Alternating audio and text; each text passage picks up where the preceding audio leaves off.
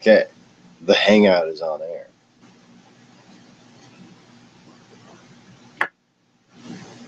But before we begin, a riddle. How much can't could a white girl can't if a white girl literally couldn't even? Okay, yeah. So it's called catching the enemy off guard. Yes. Speaking of which, I see my hair is a little messed up there. So I'm gonna go ahead and fix that. That's much better. Oh yes, now we're cooking with gas. So, welcome to the Lost Begotten channel, where the rules are made up and the points don't matter. Today, I'm fucking half asleep. Like I'm having like minor chest pains. I'm so fucking tired right now. Keep going, little heart. Keep going, little heart.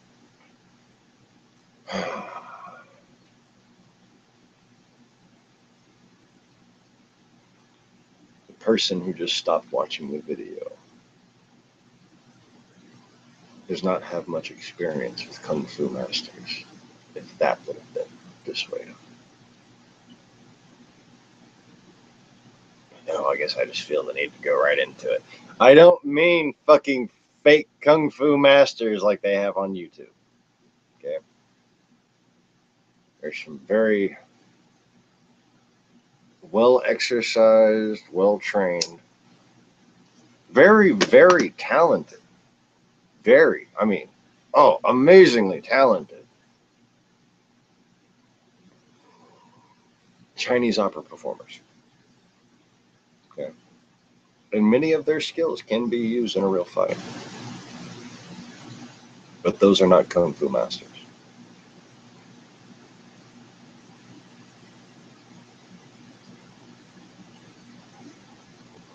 Now I, in my present body, see this body here. I am not a Kung Fu master. Nope.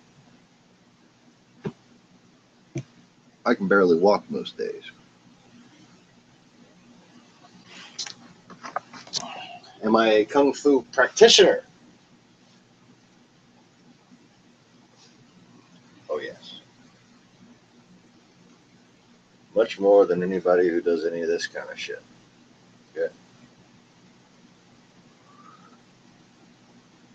If you're focusing on a form, say for instance crane or snake or whatever little form they teach you,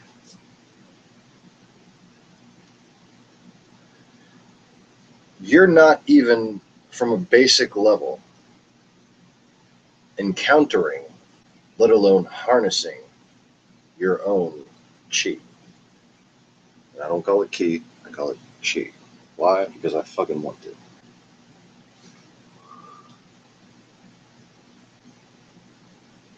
Now,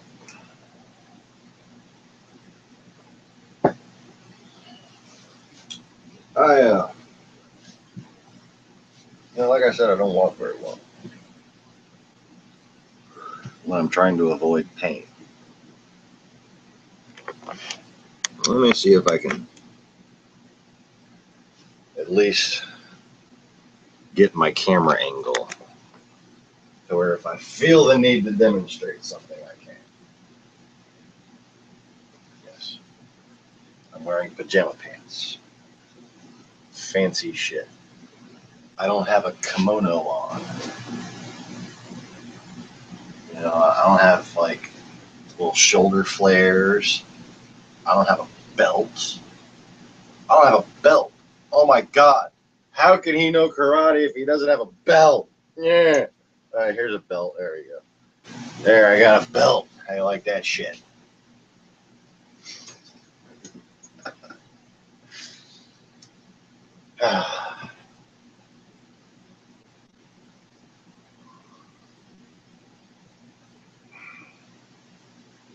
Now, the way I can tell if somebody's a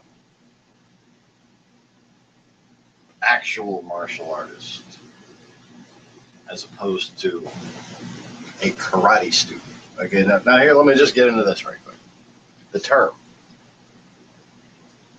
martial artist does not apply to someone who is a black belt just because they're a black belt.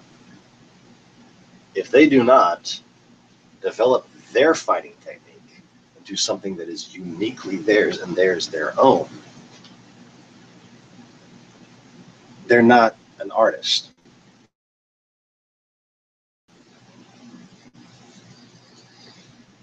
You can't just go calling yourself a martial artist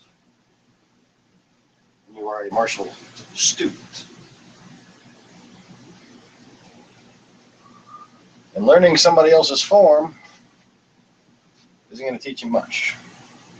What you need to learn is how your own body moves. What I do, what I'm going to teach you, is not how to fight. No person can teach another person how they're going to fight if they're going to fight successfully. You can teach someone forms, you can teach someone moves, but if you don't instill to them that what they are doing is just exercising, you are risking their life. You are putting their life in danger. And you see a lot of this on the internet. Oh man. I just got finished binge watching it. That's one of the reasons I haven't fucking slept.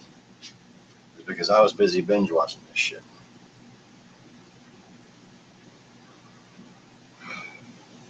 The Pink Man. Oh, that's hilarious.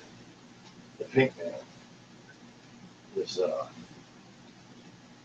pretty talented wrestler, has a YouTube channel where he calls out fake mixed martial artists. Now, MMA fighters. MMA fighters. Good example of a group who's got a lot of actual martial artists.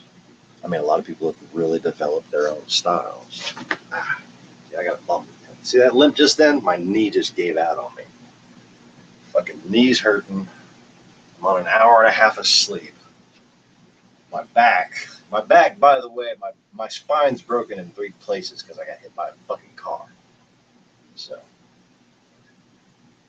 that doesn't explain why I hobble around. I don't think anything will.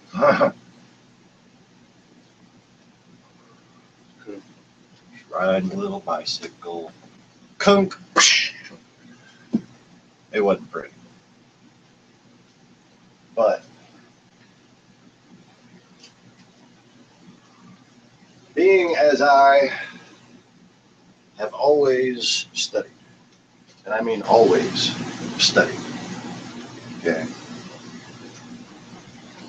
after receiving this injury that cripples me to this day, 20 years later, I picked up my bicycle and I carried it home on my back. 3 fucking blocks. Now, it was a nice bike. I think it was like a fucking one of the nicer Huffies. Wasn't that long ago. It was, when I was 18, I think, 19.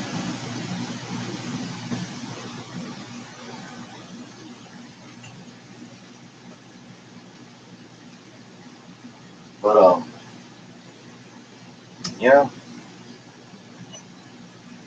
it wasn't a fucking beach cruiser or anything like that. It was a relatively lightweight, sporty little mountain bike. 26-inch wheels, I think. Grown man size bike. And then I had a pull-up bar. I had my girlfriend at the time, Jennifer Smith, come over and, well, inspect me. She said it looked like there was a vertebrae that was an inch to the left. right in the middle of my spine right here.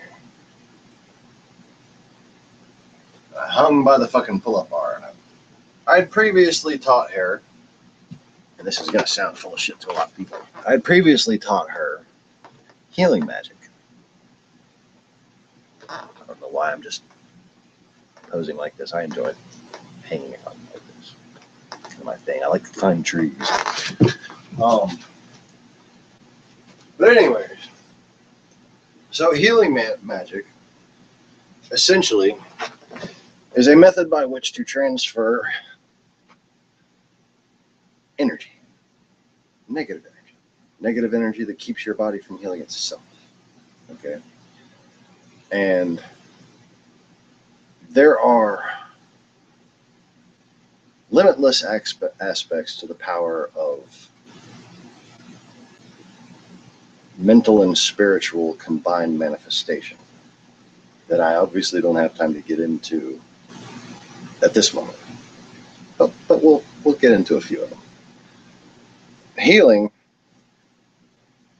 is one of those things that takes an absence of time and an understanding of the malleability of molecules.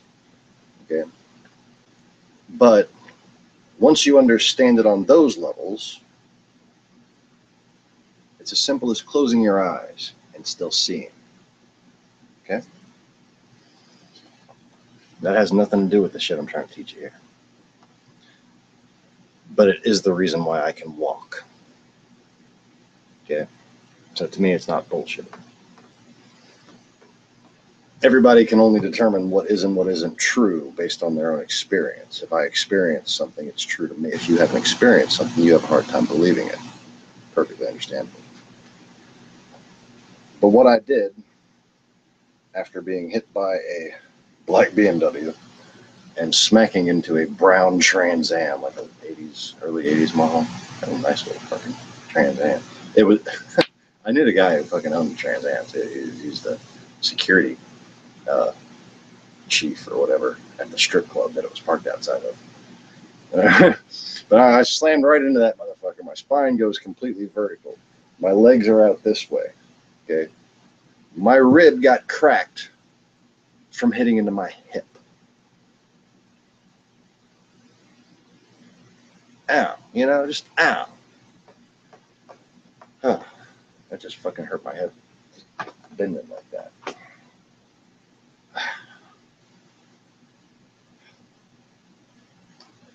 But I hung up on this thing. My little pull-up ledge. Right? It was just a piece of closet pole I nailed up there. I hung from it, and I had Jennifer put her hands over my back, say, do that healing thing I taught you. Just didn't have any other, way to, I didn't have the energy to get more words than that out of my mouth. Like, I was so hurt, it was very difficult to breathe without extreme pain, okay? And as I fell down on the pull-up bar and just let my whole body, let my spine collapse and stretch out, she prayed. And that, to me, is why I can walk. Now, I've been to several doctors. I've been to the sports doctor that the Saints go to. I've been to one out here called LSU Athletic Medicine Center. So anyway, the first guy, when I asked him if there's any kind of surgeries that might help, he looked at me and said, I don't even know how you can walk. And that was after they just gave me a full CAT scan. But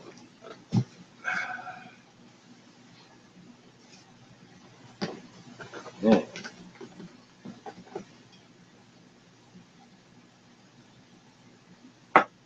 So that's why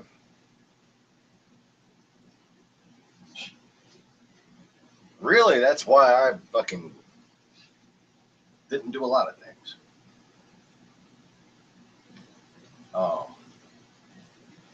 After Katrina, staying with my mom and my stepdad for a while. I started watching the MMA fights on Spike TV.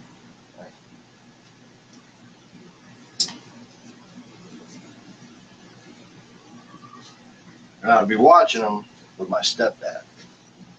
And my stepdad is a former naval special warfare operator.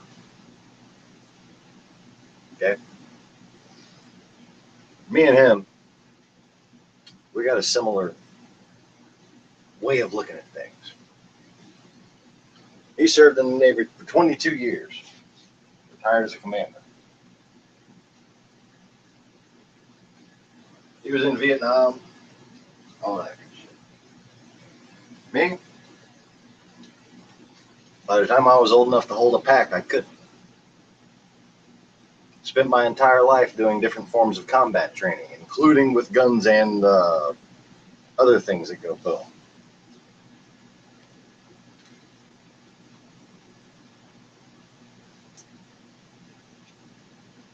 And while that can smell a little bit fishy of a story in some areas, I used to live in fucking Texas. Okay? That's just kind of normal for out there.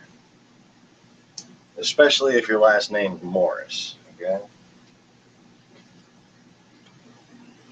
You'll be hard pressed to find a person with the last name Morris who is in any way physical fit in Texas who hasn't at least achieved brown belt level, you know, just in karate, taekwondo. That was my family's thing, was taekwondo. Ever since I was little, everybody's in taekwondo. All my cousins had their little fucking uniforms and everything. Me, I was the forgotten child. I had to learn everything on my own. But I wouldn't have it any other way.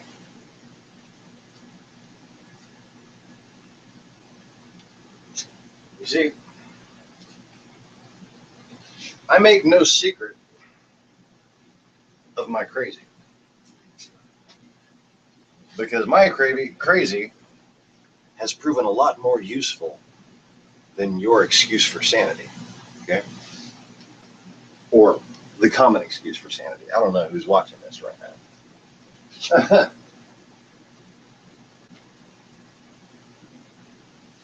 And the reason why, oh look, kids have left me a mess to clean up. Yeah.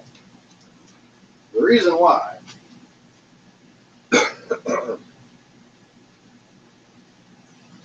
to me, being reincarnated, being an ancient being, is just so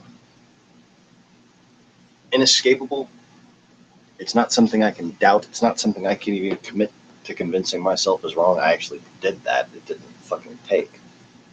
All of reality will bend to prove who I am before I can fucking get away with not believing it. Which kind of sucks for me, but you know, the whole Russia thing, yeah, my bad, dog. That sounds fucking crazy until you actually look at what I've documented over the past several years. Because I've done it all in real time. So you can go back to any point and you can see, oh, everybody knew this. And you can see that over time, truth has gravitated towards what I said. Okay? Because what I said a long time ago and have been saying ever since is the only truth there is. Now, part and parcel of being able to see truth, it's not letting your fucking ego get in the way. Okay? Same is true with fighting. Same is true with learning how to fight.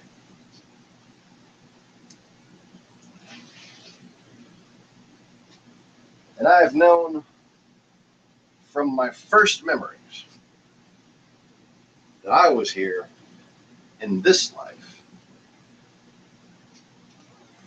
to learn a lesson. That's what I came here for.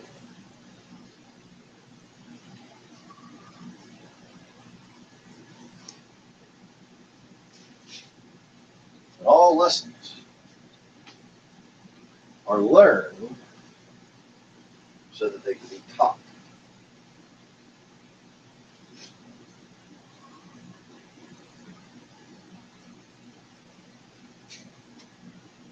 Now you see, we've on the Lost Begotten channel,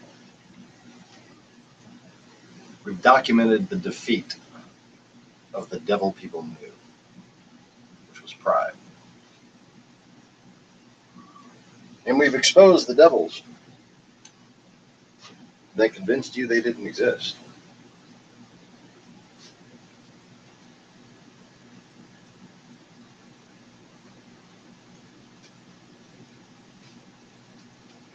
And all of that, everything that has happened just in the past couple of years,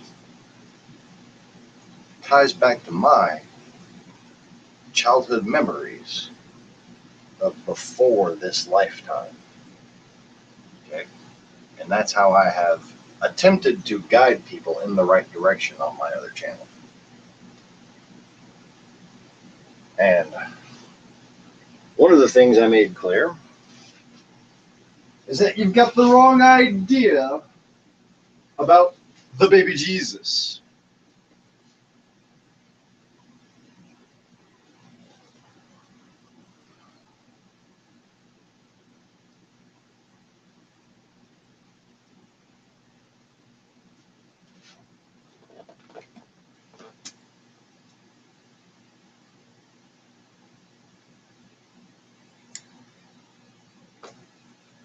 Jesus, first of all,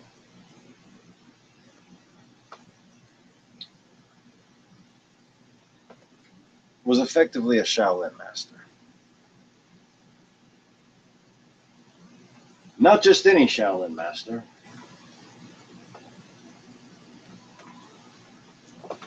Llegando unas.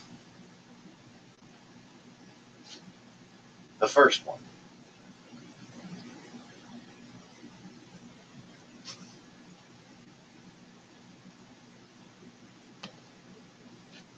And now, people who hear this, immediately they're triggered.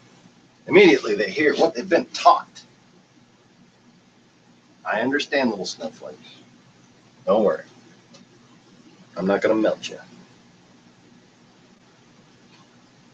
I'm going to make you blossom into the most special little snowflake you can be.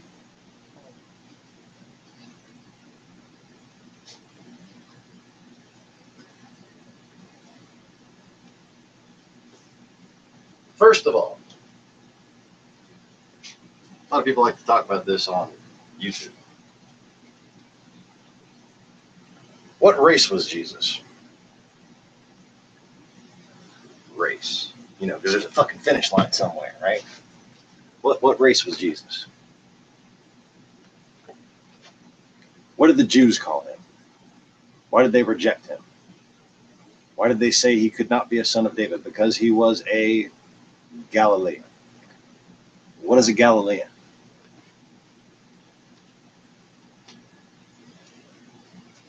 It sounds like what? Gale. The Gales in Galilee. Known as merchant marines. Contractors you could hire after the fall of the Roman Empire to protect your ships. At the time. But that's just what I remember. You can, however, look up historically the reason for Galilee's existence. Rome had a lot of business in Palestine. Now, I remember them having a lot more business than history lets on. That's because, to me, Palestine, according to my memory, was a place of embassy. Okay, it was a place of multiple city-states from nations all over the world, and there was a World Congress. I want to say in Jerusalem, but the Persians, the Hittites, and now called Scythians or Khazarians or whatever, the Melanese, the Polynesian, the Sudanese, the Nubian,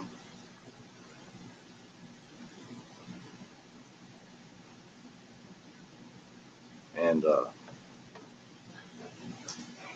Upper and Lower Meso-Persia, which would be Asian-looking people, I think. And then, of course, there was the fallen empire of Magdalenia. That was the House of the Julia.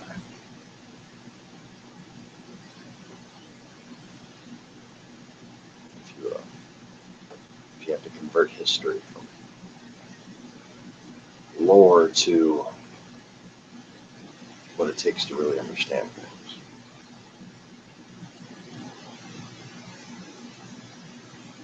So, in a similar way, the Catholics ran things from Rome. The Romans actually ran things from Palestine. Palestine was the center of the world. If you wanted to rule the world, you had to rule from Palestine. Caesar's triumph was actually decided in Rome and then given to him in Palestine. Now, Caesar, very important character when discussing the Galileans, okay? Because he's the reason why Galilee existed.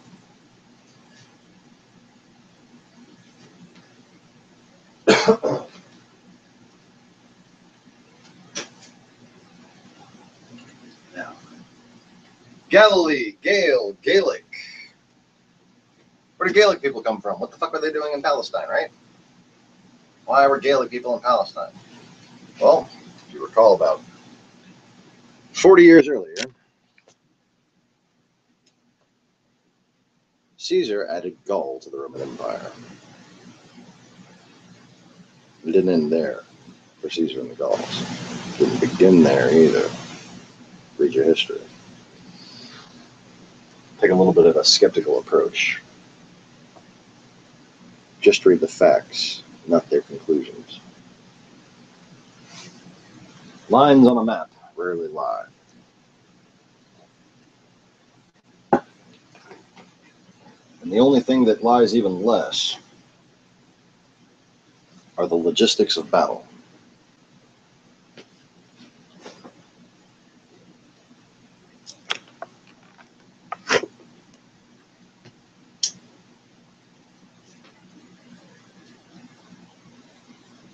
Now, in addition to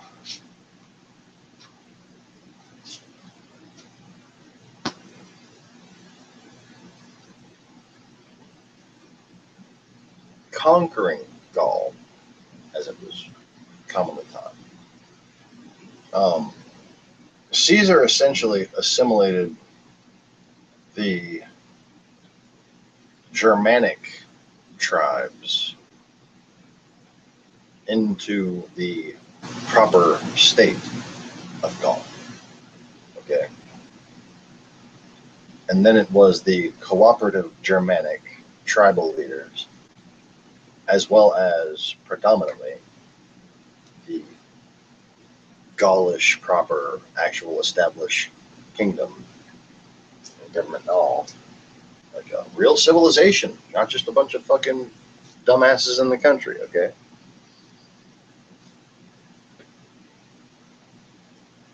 It wasn't called Gaul. Gaul's a fucking nickname. One that I have something to do with, I would imagine. I can only imagine.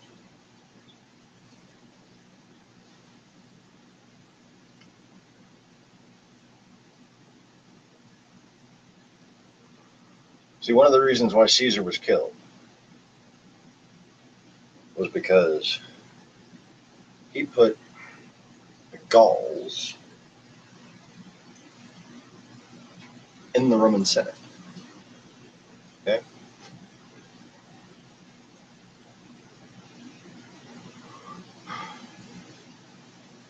So all the Romans and the people from Asia Minor and the people from the north and the people from the south, and especially the people from Rome and Crete and Sicily, the Lombards, the Italics,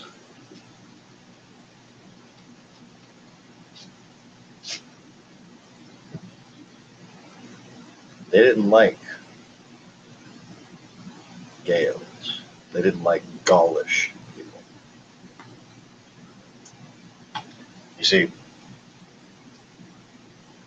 most of those guys were suffering from a real bad case of short man complex. And most Gaulish people, like myself, exceeded 6 feet tall. 6'3" and change, by the way.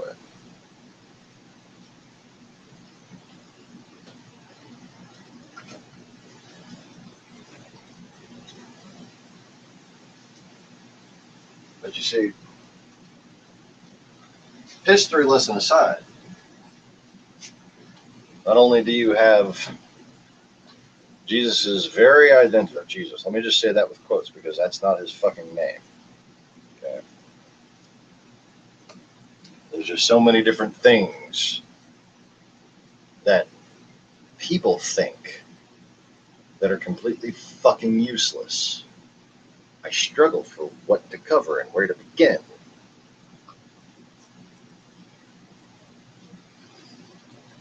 I don't plan out my videos. This is not a choreographed or planned out lecture. I have no talking points. I plan the first joke.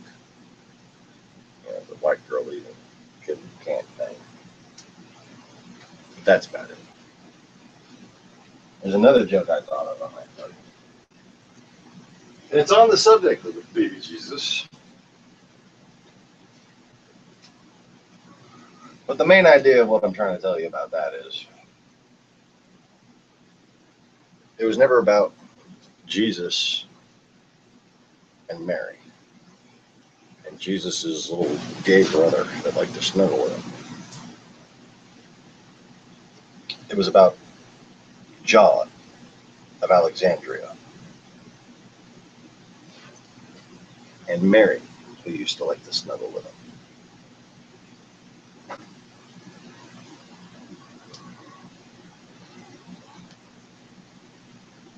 Now, you can believe what morons tell you. But let me just say this.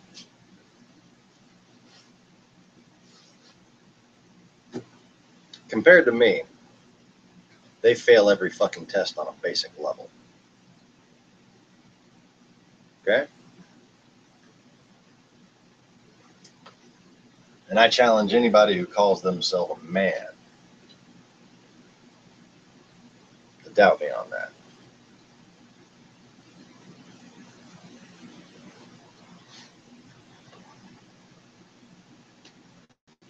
And to that end, before I continue any further in the story, first the joke.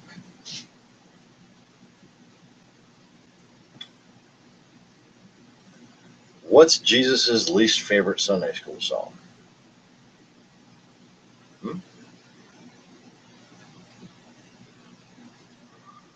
If you're happy and you know it, clap your hands. I can't, fuckers.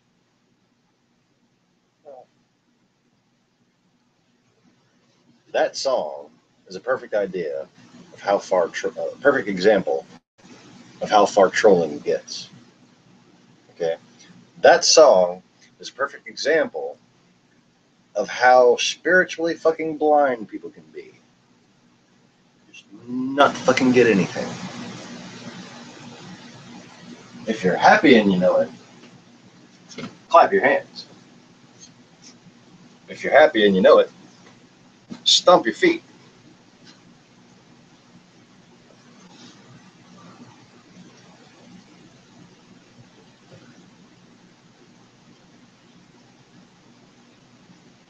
That would have been a bit difficult for Jesus while he was hanging up there on the cross. But just in case you don't think they're related, there is a third verse. If you're happy and you know it, shout out loud. Yes, sir.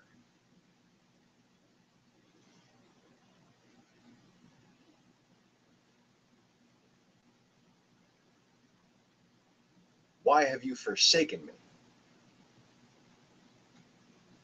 Doesn't sound much like yes, sir to me. Kind of the exact opposite.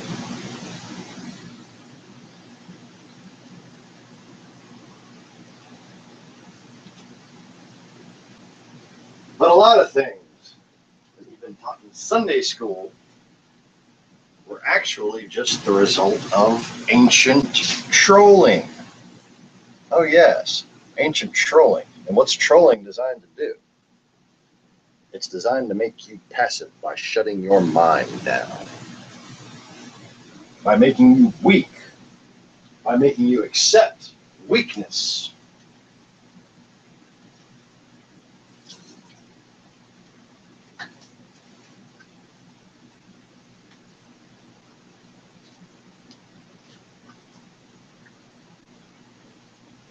Now, I've told this story on the Lost Forgotten channel, but let me ask any new viewers.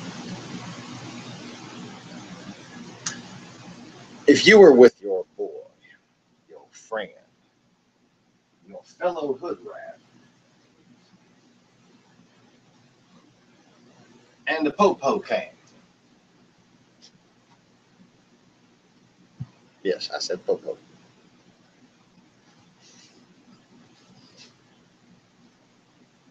And let's say your friend there, his rap sheet was all right. But yours, you knew you had some shit coming to you. Okay? You've been kind of inciting rebellion in the masses and whatnot.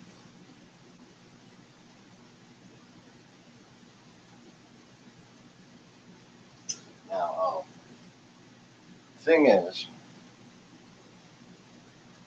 what was said was, stay your sword, because those who live by the sword die by the sword.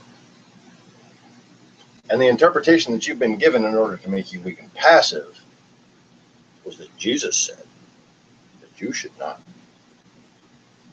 fight. You should not live by the sword. Because if you do, you're going to die by the sword.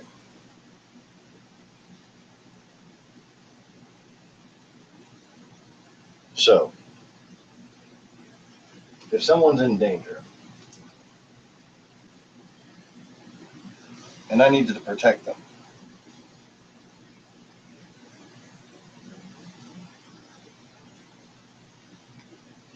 this would be a sin for me to pick up a weapon and make sure that that person didn't die. That would be a sin, would it?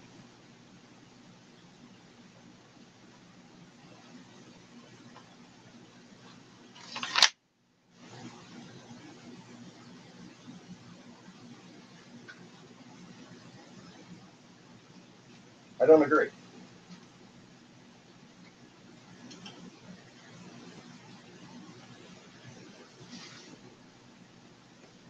Let me tell you what makes more sense. A Galilean under the service of Caesar would be a mercenary from the age of 13. Between the ages of 9 and 13, he would be in charge of cleaning up dead bodies. after battles ended.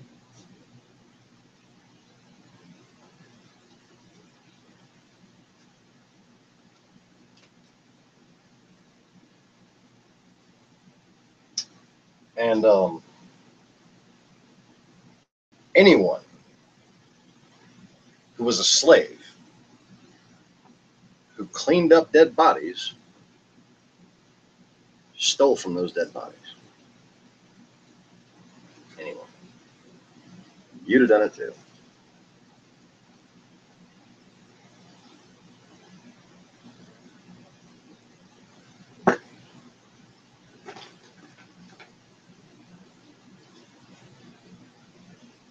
Hidden treasure. Such a wonderful myth people spread to bury the history. Hidden treasure is usually things hidden by slaves, hoping to retire or be freed one day. Most of the hidden treasure that I think has ever been found. Slave soldiers of Rome and the associated and the relevant empires.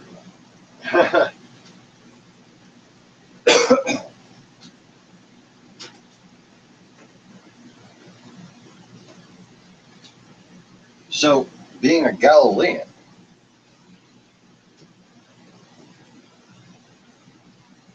and the son of a Galilean carpenter,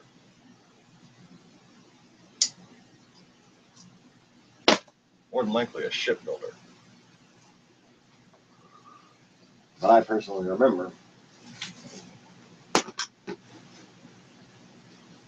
the task that I was trained in as a small boy.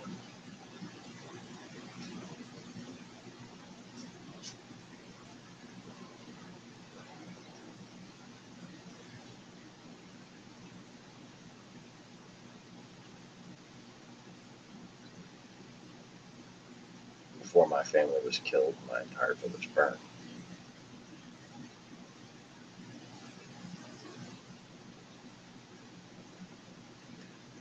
Was cabinet making, carving beautiful wood fascias.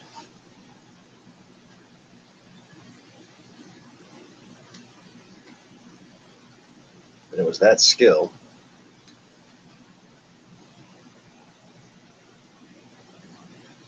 that made me the perfect scribe.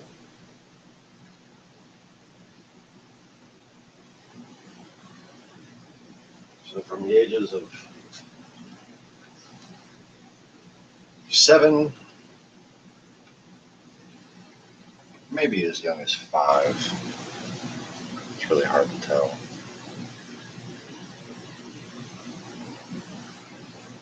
But you'd be picking up your father's trade as soon as you could hold the tool back in those times.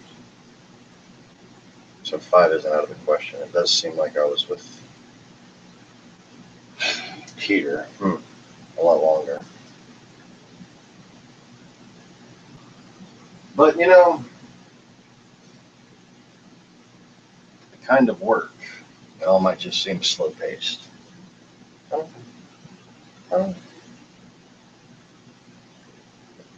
Happy to not know.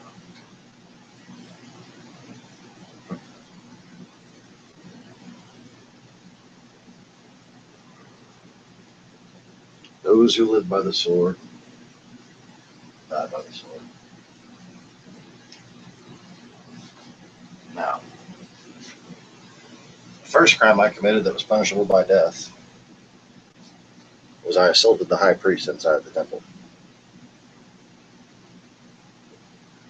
They never connected that. I don't think he ever realized that I was his little slave boy when he was having me executed. Because he marveled at how well I knew Torah. Talmud did not exist yet.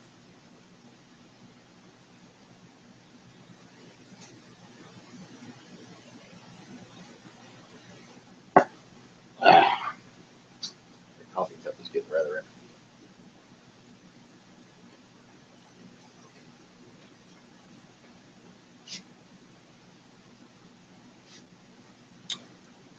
Now,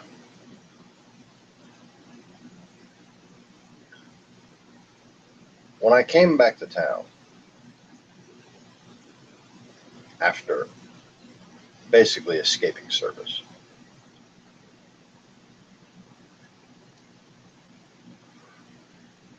I fought for a warlord whose son betrayed him. Then I fought for an opposing warlord. Then I led a rebellion. This was all between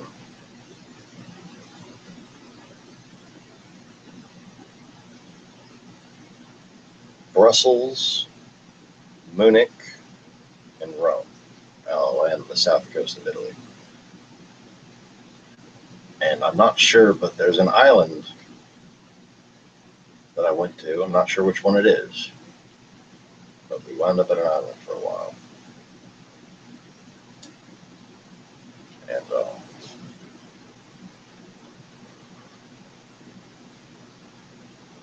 got some interesting things from there, but that's a different story.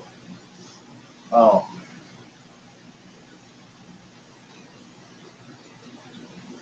I mean, it is kind of related.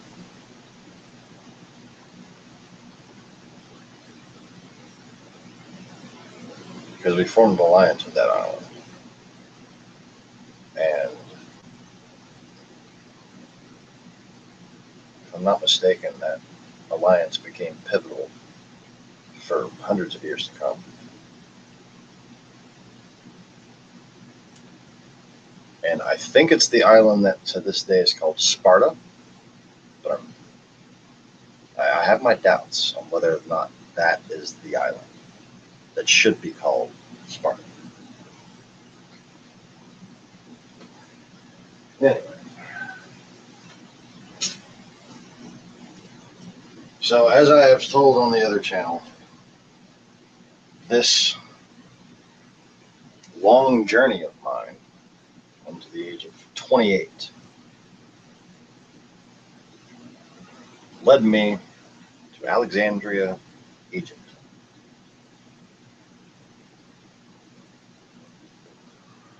And eventually,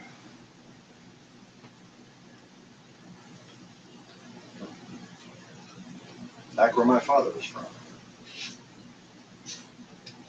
Back where my family was from, at least. I don't know, because of all the shit that you people have said. Whether or not Hashima was my father, Joseph.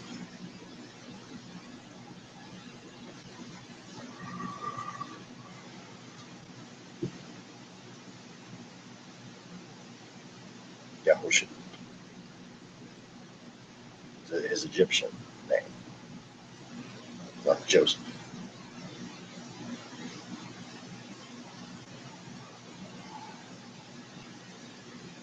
It means he who sacrifices himself for God.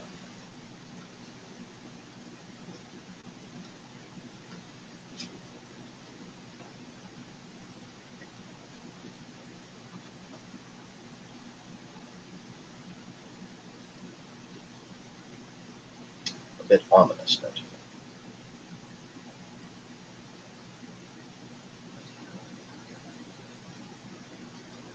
So, the point I'm trying to make is that it is historically accurate to say real Christians, like Christ, should fight for what they believe in. They should fight to protect others. First and foremost, protect the innocent on their path to spiritual enlightenment. Because that's what was wrong with the world at the time. Still is today. but it's harder to see.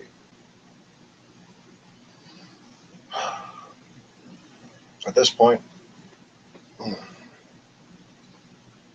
I'm having difficulty standing because of my back injury. Let me keep going.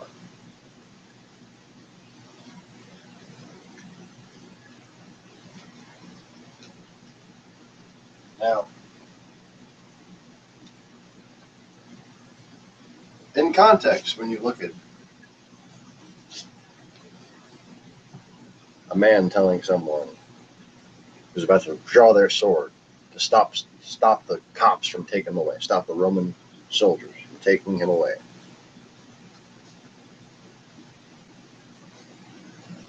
And this guy who's a wanted man, knows he's going to die. At that point, by all accounts, knew he was going to die. This is after the Last Supper. He says, those who live by the sword die by the sword. So who was about to die by the sword? Him. So what does that imply? Along with the fact that he's a Galilean. That he lived by the sword. So Christ stopped Peter from drawing his sword, Peter the Younger.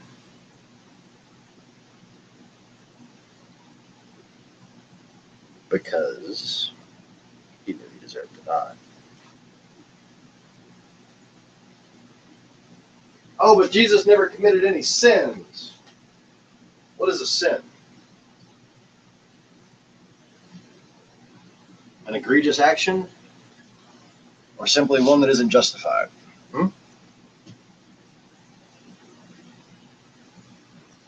My hair.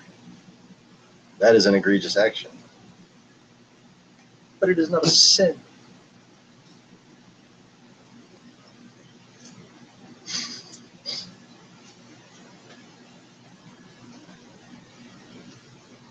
But,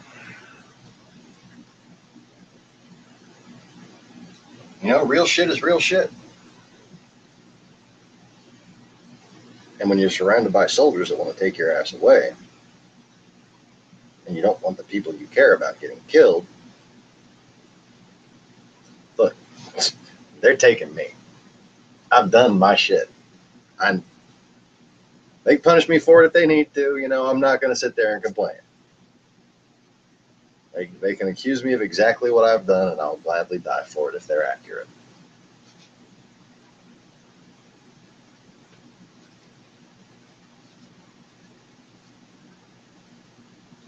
No, at the time, I did not talk like a country boy. Although, technically that's incorrect. If people didn't like me, I totally sounded like a country boy. Just a whole different type of country boy. Okay. I'm not really a country boy. I live in the country now. I'm from New Orleans.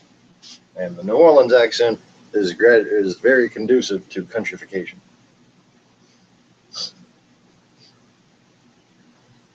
Anyway, there is one more thing I want to go into that ties proper Christianity with the Shaolin monks. And we're going to go all the way there, okay? I need to make one more background thing. The temple. Money changers. Money changers. What the fuck is a money changer? You mean they change the money? Yeah. They exchange the money from one currency to another so that people could donate it to the temple? Because the temple didn't accept anything but shekels and talents? You know what a fucking shekel or a talent is? You're picturing a little coin, right? Picturing a piece of silver. They call it a silver piece. A fucking silver piece. They call a coin. A shekel, and a talent. Those are slave trading terms.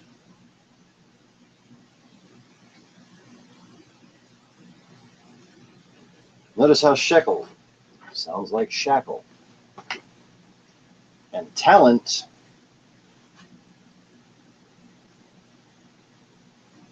is why they bought you.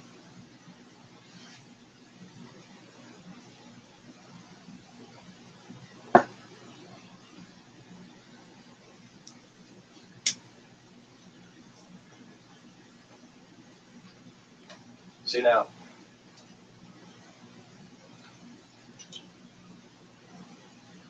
a shekel, a talent, and a farthing all refer to groupings and types of slaves. And if you wanted to make a sacrifice to those fuckers at that time, guess what kind of sacrifice you would make?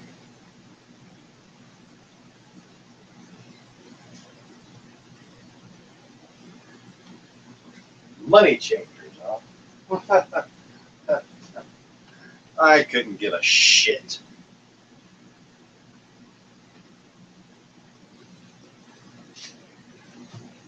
Another temple with jewels and disgusting riches. It was not abnormal, if that were the case.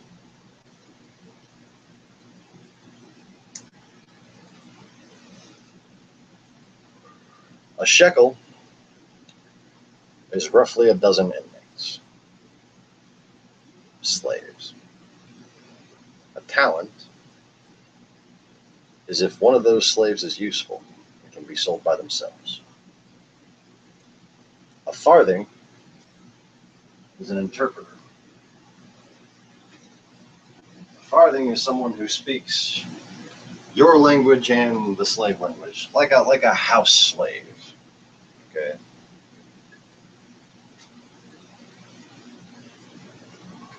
Now I'm not sure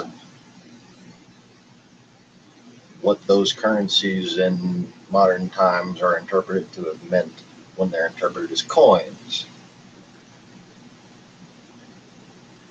But I know why I got my horsehair whipped out.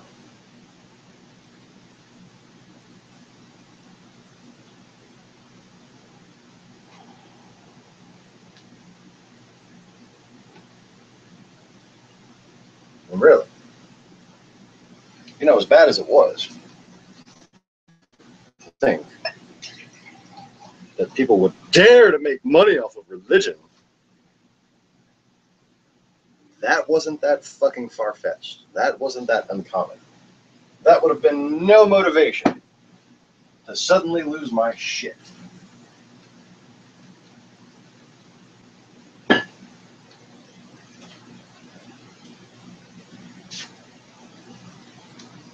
But when I came to see that after the Romans left, after there was no more Roman rule in Palestine, that these so-called Jews, not even real Jews, fucking Philistines,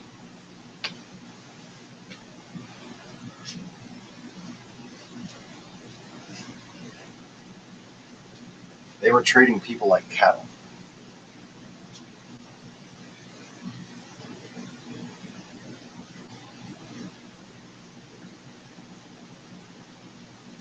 When you trade people, you very rarely trade adults. In fact, an adult would be called a shekel.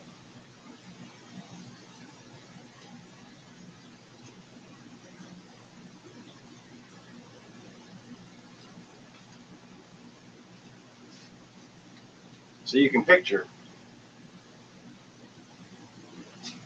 having been a slave, then having been a mercenary, having been a terrible murdering bastard.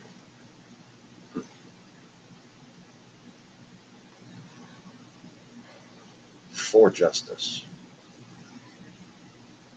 having slowly over time gone from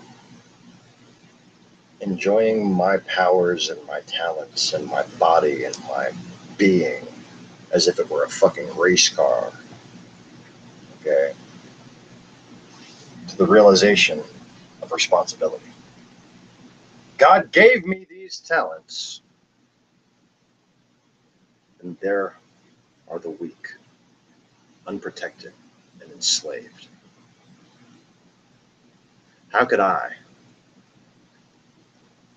just sit there and let that happen? No fucking way in hell.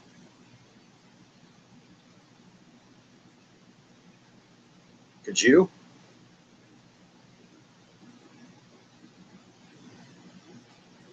If you're a man, you would have taken one look at that and said, well, today might be a good day to die. I could die any day for any reason. But today, if I die, this reason means something.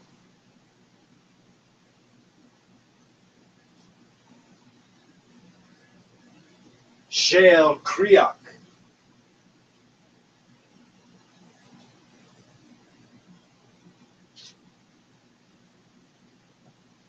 Die free.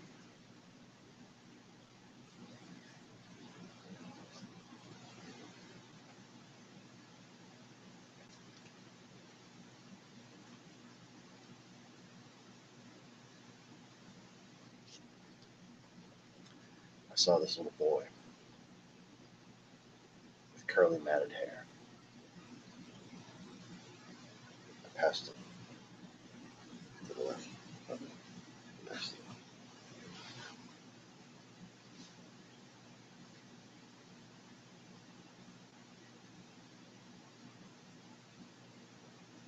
There was an outer hall with marble columns that separated it from the inner chamber.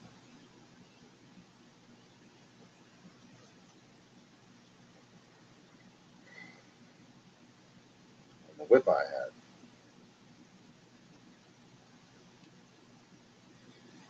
that was from the Far East. That was from a Mongolian, a Tibetan actually. It was about yay on the handle, had a wooden hole and a wooden counterweight. And the hair on it was about yay. It's like a horse's tail. Okay. And it could be used unbraided or braided. You'd have to braid it yourself, unbraid it yourself, depending on how you wanted to use it. Whether or not you were keeping it on hand for self-defense, or the excuse for why you would have it when you weren't allowed to have weapons, unbraided, to whip your horse. Yeehaw. Right on, cowboy.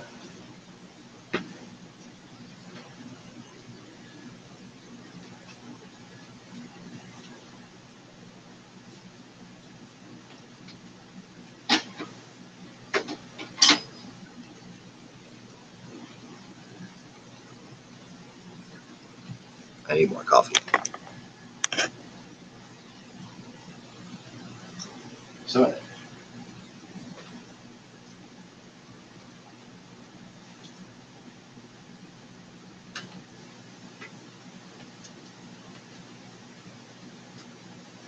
now, when I was a young man, and here's where it gets fuzzy. Here's where I have to sit there and take my time and let the universe and fate itself help me determine whether or not something is a memory or a memory mixed with fantasy. Because when I was a boy, at the very same time in Sunday school that I was learning about the baby Jesus overturning the tables in the temple.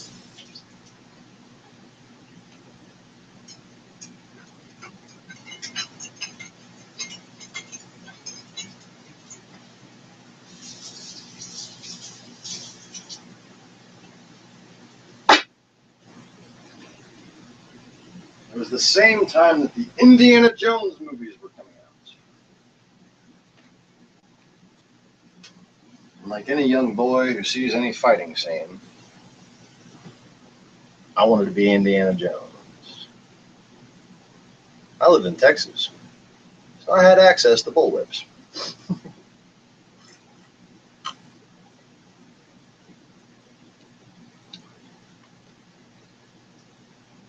But instead of fantasizing about actually being Indiana Jones,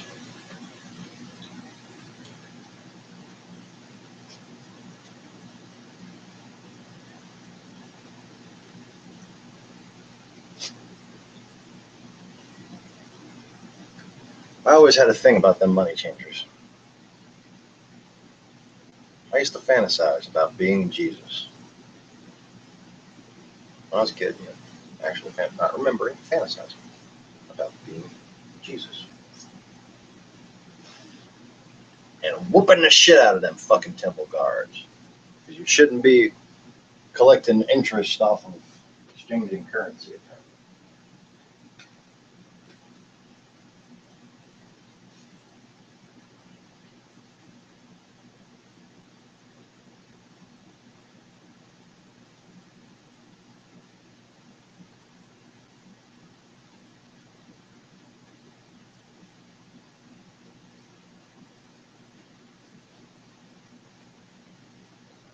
Neighbors doing something with their cats. I don't know what's going on out there.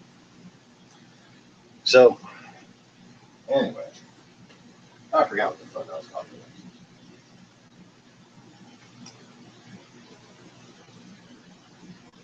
about. But by that point in my life, I had already shut down my ancient memories. By that point in my life, I had started Taekwondo training from a book.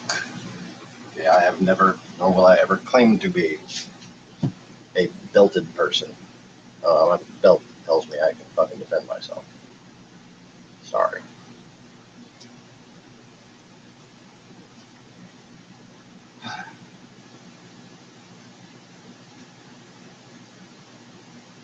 But I was a kid who could not be caught without camouflage on. So really, you couldn't catch me at all because I was invisible.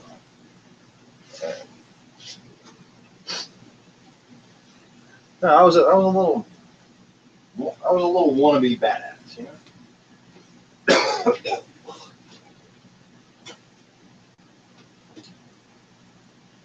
And the reason why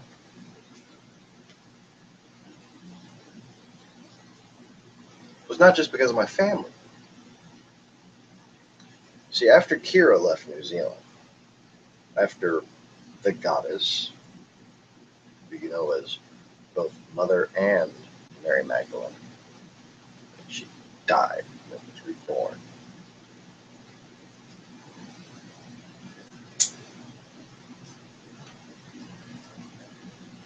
Well, she left New Zealand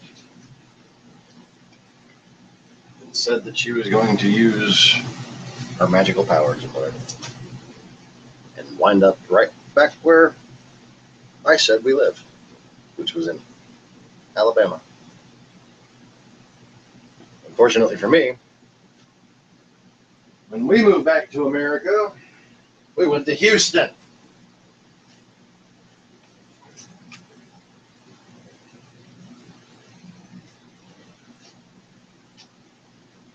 I was devastated.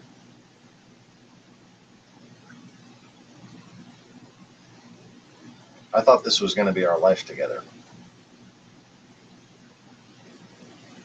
And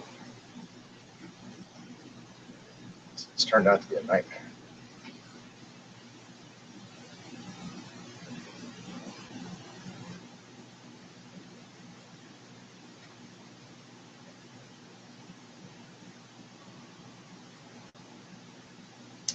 When she left, I was furious. I didn't want her to go. I thought she was stupid. I thought the whole plan was stupid.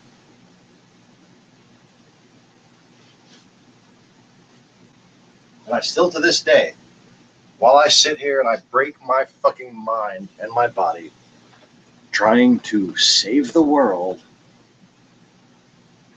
I don't know if it's going to work. I don't know if anything I'm doing is anything but just in vain.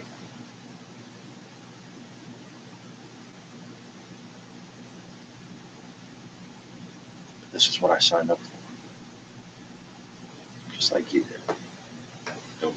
Don't go complaining to God about what you can't remember volunteering yourself for.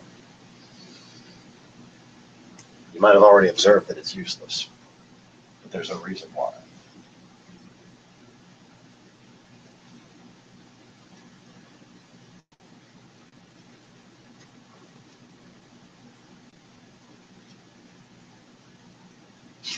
There was a house across the street. Our house, one neighbor that I didn't interact with. There was an empty field. Then there was the Ford's house, who were family friends. And then across the street from their house, just a little bit over, to where you could see my house still from down the street, there was a house that was for sale that had some construction or something going on. And there were, I think, copper poles.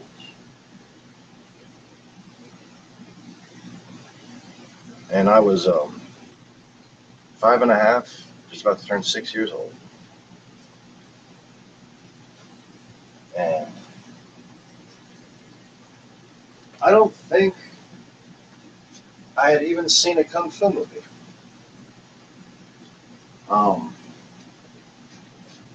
And I'm really not sure if this was too young to have been shown such a technique.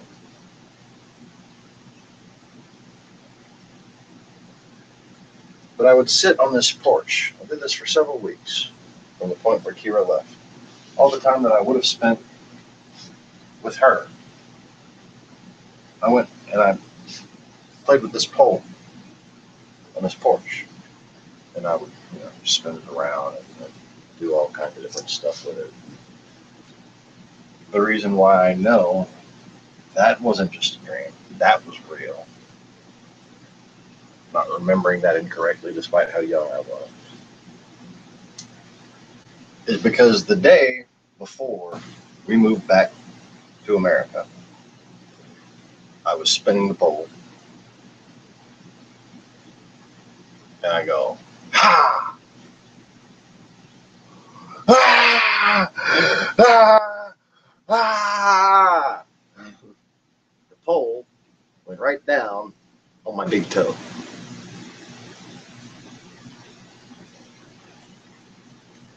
Why is that evidence? Because my big toenail fell the fuck off. On the airplane, on the way home from New Zealand, flying over the fucking Pacific. That's why I was unable to sleep, unable to sit there and watch. Why the fuck are there so many icebergs? We should be way too far north for this. I'm sitting there with my atlas and my stopwatch. And my fucking toe. And man, if you ever had that happen, if you ever had just a toe, or even, I'm sure it happens with fingers too, it's a kind of nail. When your fucking toenail falls off, there's this little, nubby skin underneath it. And it's you can see the little center right there where your bone is, and there's that little, it's fucking weird. But I used to sit there and pick at it, fucking poke at it. Probably took another 6 months for me to grow a new toenail.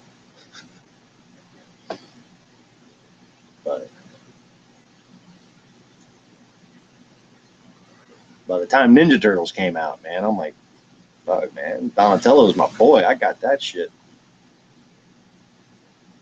I'm 7 years old. Already collecting anything I could find that resembled a quarterstaff. And I would take some fucking masking tape and I would tape it up to look just like Donatello's bow on the fucking Ninja Turtles. And I'd sit there and I'd fucking just train and train and train. Just spinning it, finding every different fucking way I could wield it, trick people with it. I had friends I'd have little staff fights with and stuff like that. I had a friend that had like almost what amounted to like a little mini boxing gym in their backyard. A punching bag and everything. Lots of playing, lots of fun stuff. Innocent times, good times. In Houston. Before the divorce. And I got those stories of before the divorce. Before your parents got divorced when the world was different.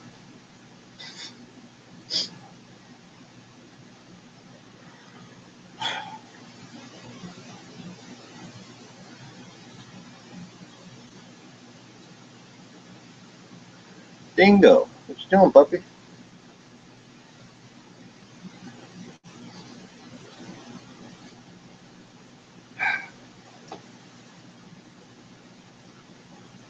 On that porch in New Zealand, something very weird happened.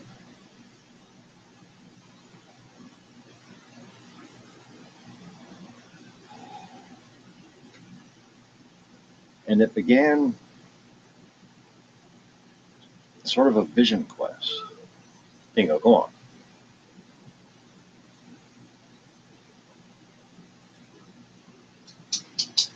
But it all started with wanting to know how to fight. At that age, I had already encountered just shittiness of people.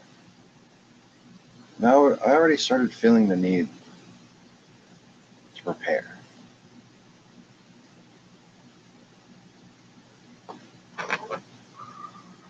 And what I would do is I would be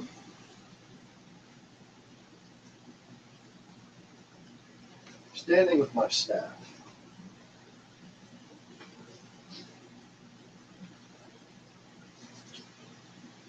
As this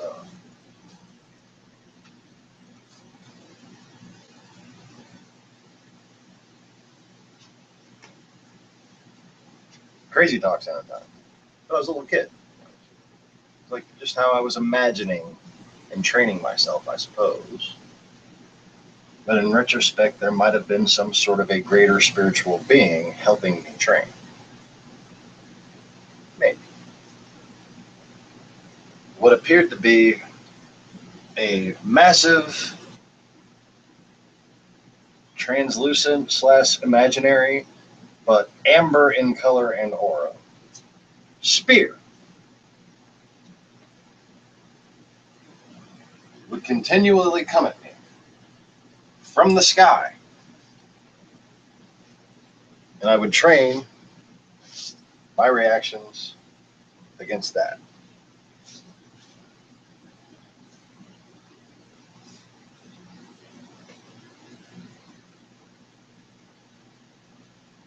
I never really thought anything of it. But just recently, I've kind of wondered at its significance. You know, it's kind of a weird little thing.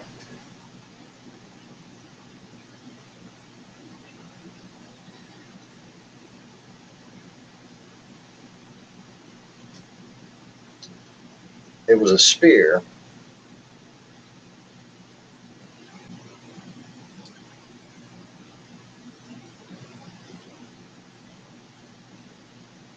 I think made of brass.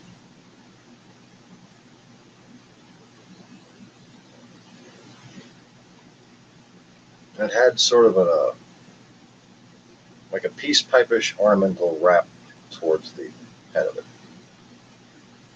And it had two feathers hanging off of it. One red and one black.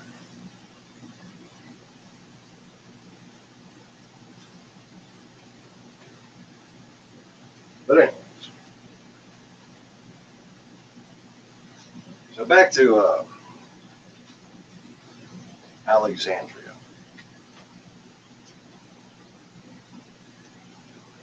See, when I went back to Galilee, which is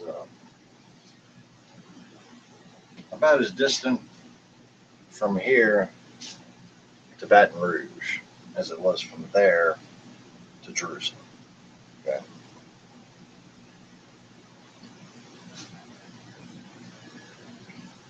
I left behind in Alexandria a college. I mean, you call it a mix between a theater, a college, and a dojo. Okay? Started as a theater because what we were teaching at first was a secret. And perhaps it would have been better if it stayed that way. But things are what they are. 2,000 years is a bit late to change them.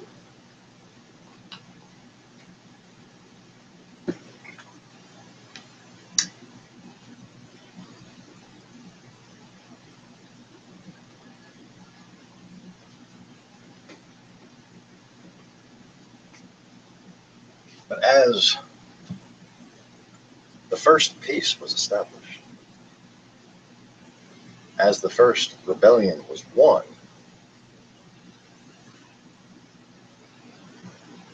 the fuckery, the false religion, the conquesting enslavers, they all retreated to the north for a while.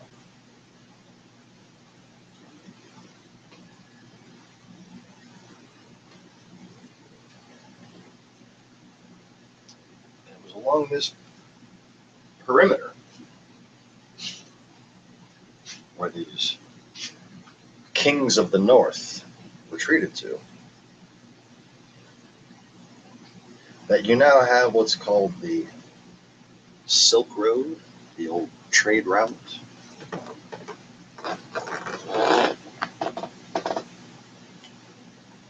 The Temple Road connected through it, through Persia, from Damascus to Baghdad, and on to Persia. That road, the Upper Meso Road, later to become the Great Wall of China. Right. Sorry, I don't think it's that old. That's because I remember Chinese people coming from somewhere else, so that's weird. I know. Move on. But this road from Korea, which was simply called the Manchurian Peninsula, all the way to Portugal, and going through what is now the little Basque revolts. There too.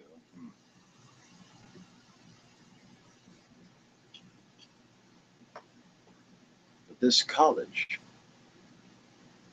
and many freed mercenary slaves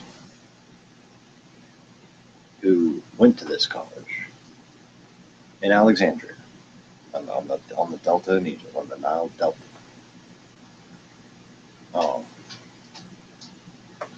They became a class of people who were, if you want to trace an ancient word to them, look for the phrasing of warrior poet. Okay. Now, when you were enslaved, you were taught a language that was common to slaves. And It was based on what sounds to me like Yiddish, because that was the language of the slave owners, false Jews.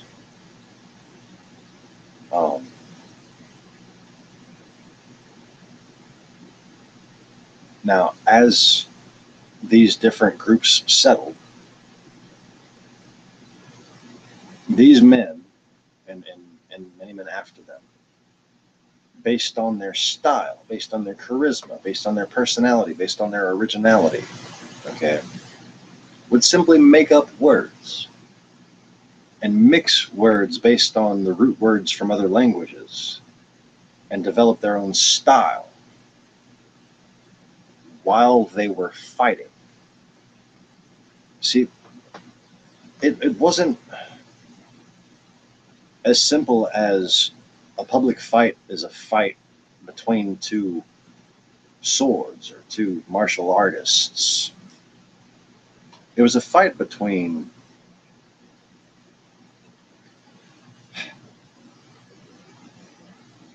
what you now understand to be ancient deities. It was a fight between demigods. It was a fight between ideas. Every battle was an argument for a reason. And no public challenge of a leader occurred without lecturing during the battle. They would be arguing while they fought. And those men who completed those tasks, I being one of them, were known as warrior poets. There's been many lofty references to different people, like of course you have Braveheart. Oh, they were warrior poets. Yeah, they were kind of. We're talking people who traveled to get their knowledge. You didn't want to just hear a story from somewhere. They would hear a story from somewhere and say, oh, sounds interesting. Let's go.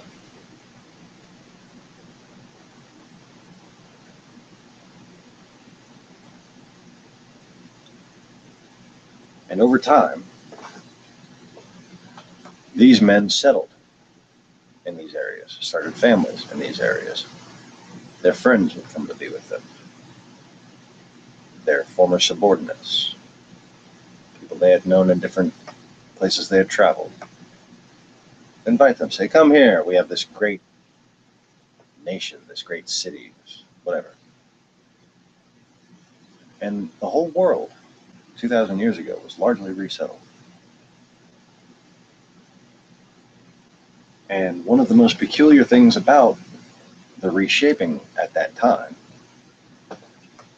was the rebel leaders sort of made a new world congress based on what had been destroyed. The college in Alexandria was kind of burnt to the fucking ground, bombarded with mortars. 2,000 years ago, mortars, big fucking cannons, okay?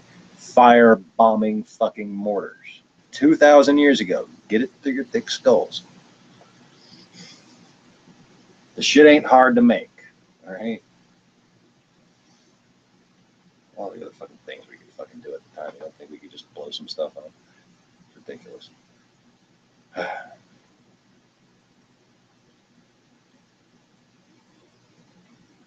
But yeah.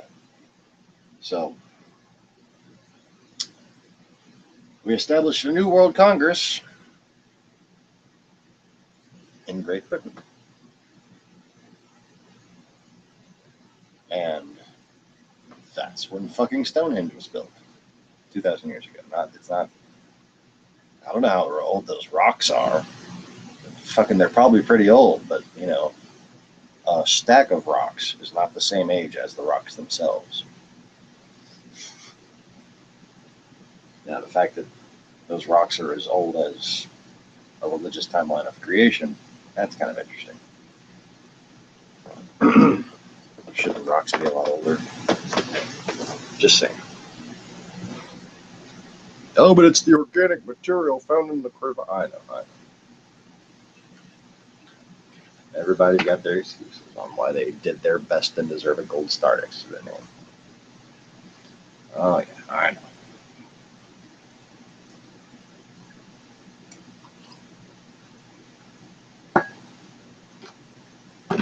So, what was the first issue discussed at the World Congress? Can you guess? Can you imagine? Let me open up the comments and see if anybody can guess what the first issue discussed at the new Gaelic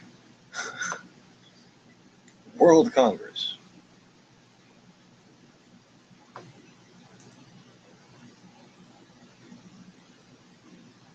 Issue number 1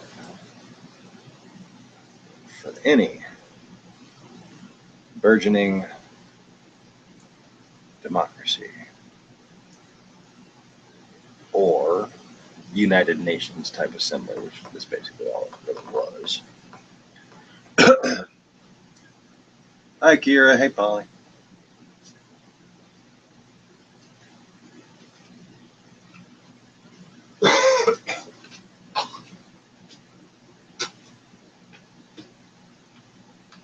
What's the first order of business? Especially given the context. It's the first thing you would worry about, okay?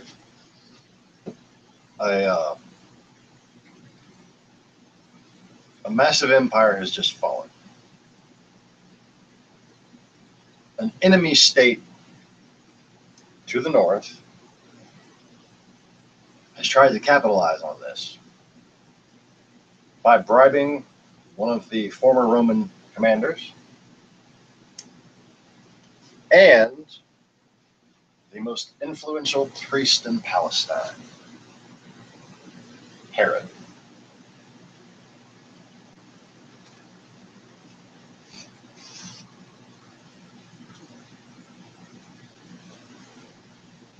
And that all went to shit. And most of Palestine was fucking destroyed. And most of Egypt, Yemen, was destroyed.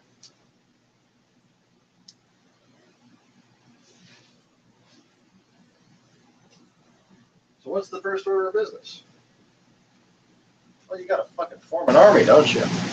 You have to figure out, okay, how, now that we've kind of driven these fuckers out of here, now that the fuckery has abated, what do we do?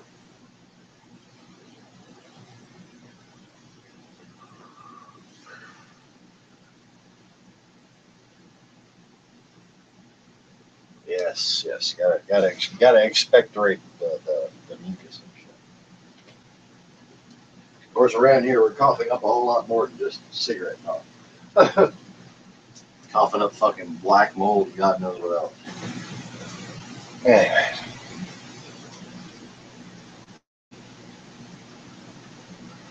So what's the deal, yo? 2,000 years ago, Rome collapses.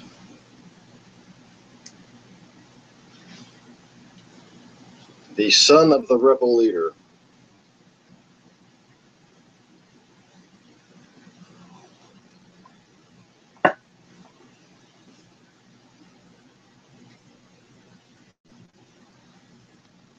is taken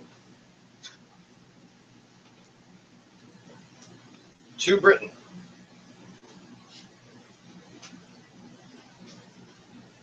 where he later meets up with his father, who has traveled the long way around the world to Britain.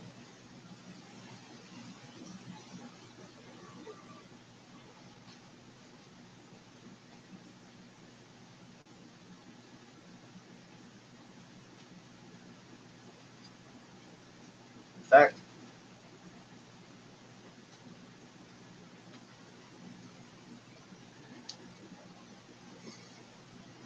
here's the deal. I'm not always sure what to believe because I have conflicting streams of information. Now, it's very possible very, very possible that I, like my wife, like my son, like many others at the time, lived for a very, very long time. And it could have taken me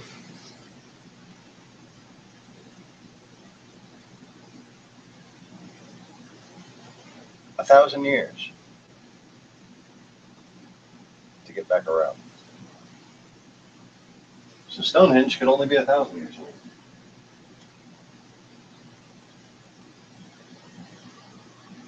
But I think it was more like a few hundred.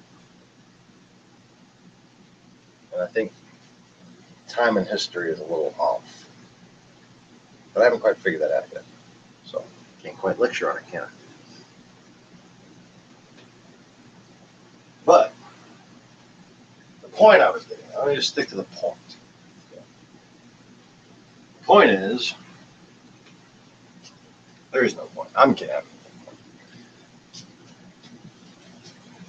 When you have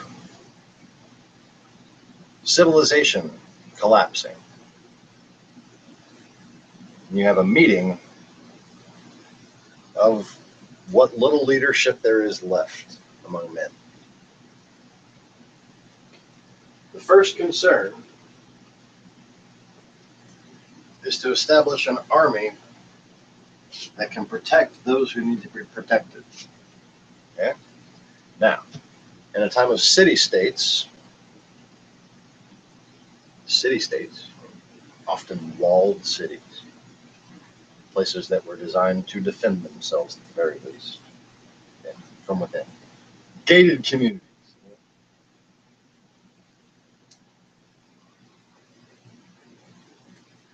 The only place that needed policing was the road. The road from this way to that way, the road from this way to that way. Now, you got another problem. You got all these guys, nice guys, great guys. All their officers used to be the students of John the Baptist, John of Alexandria. These are well-taught men. Okay?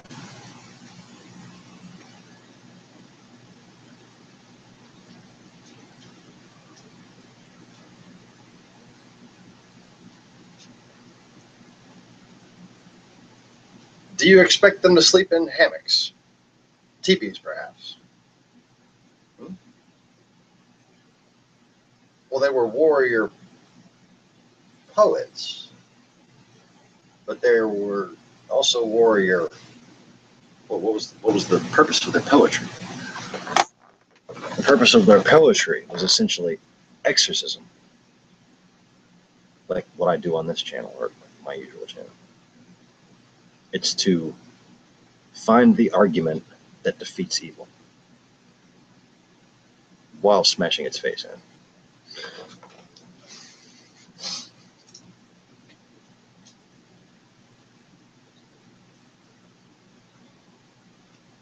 And what's another word for exorcist? Who would you usually expect to be an exorcist? A priest or a monk?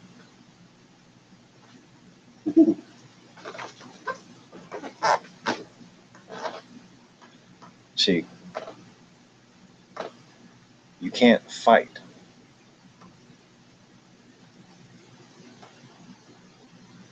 someone who is empowered by zeal and training if all you have is training.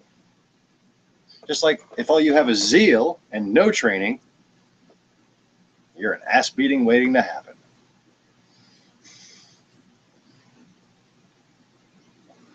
But like, you know, how to spot a bullshitter when it comes to fighting. Yeah, I just get so mad I lose control, man. I don't even remember what happens. I just black out. You black out, do you? How convenient for you that you should not have to recount what actually occurred. listen to someone, scrutinize it.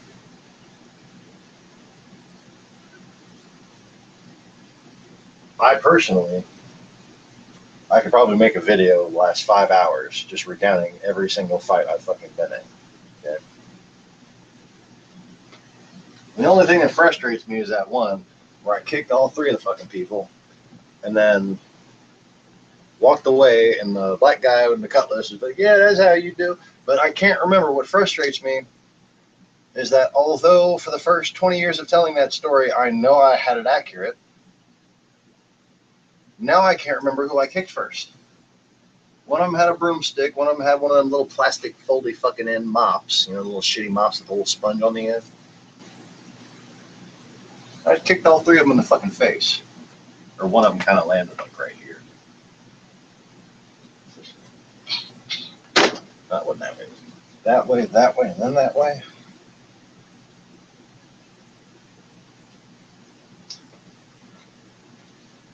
Let's see. That requires speed training with kick. Yeah.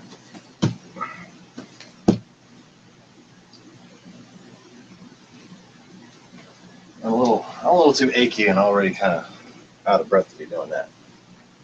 But there's different. Like when you train for a technique like this, you train slowly to enhance your flexibility. Okay. To the side, and to the front. You're training your balance. You're training your core.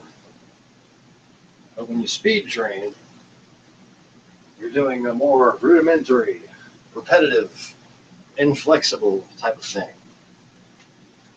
And see, moving slow like that in a fight, that's useless. The way I practice my speed kicks.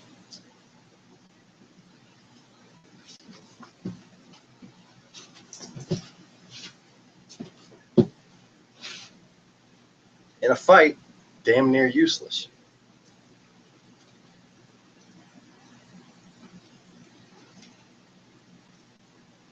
But practicing those 2 things, practicing the smooth kata, learning your body's limitations, learning your reach, learning how it feels, where things get stiff, where things flow. That, combined with the repetitive training that is necessary to make your body do what you need it to do,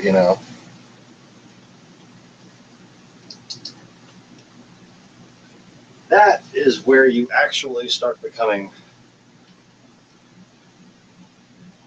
a real martial arts student. That's where you're learning not that technique or this technique. You're learning to rely on your body while your instincts take over.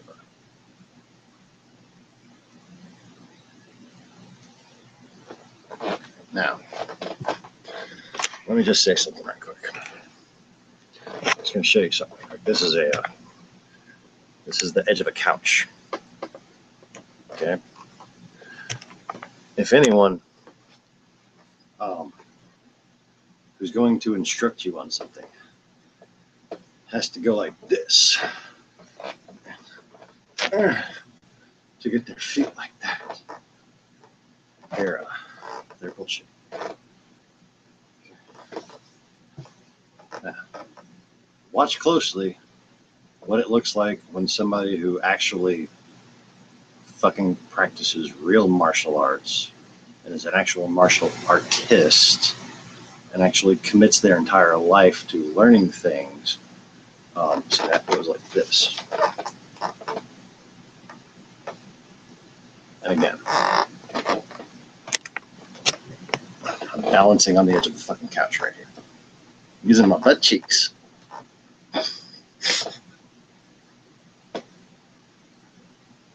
Now my cigarettes are out of range. Fuck.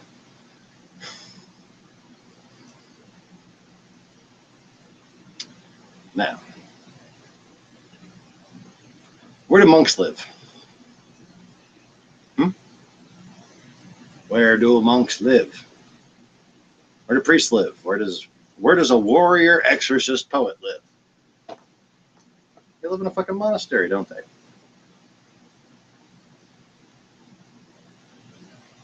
Now, what is another thing required when a United Nations type body, type of body, establishes a defensive perimeter, a road network defense,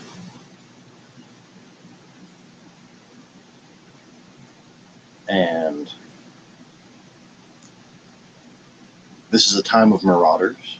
You know, marauders are like people on horses that just like a gang of people who just want to steal everybody's shit. That's a marauder. And they go and they fucking kill everybody and just take their stuff. You don't want your army, your little group of warrior monks, to be confused at a distance for anybody else. You want people to see them and know, we're saved. The hospitaliers are coming to give us hospitality. Or horse brutality, one of the two. I'm not sure. If you're Jesus and you know it, clap your hands. Ow, ow.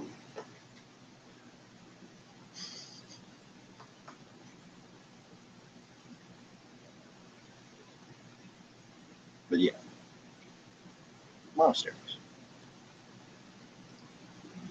From France through Normandy down to Constantinople, then back through the southern coast of Anatolia, but also up along the north coast too. A bit more of a precarious route, but it still exists to this day.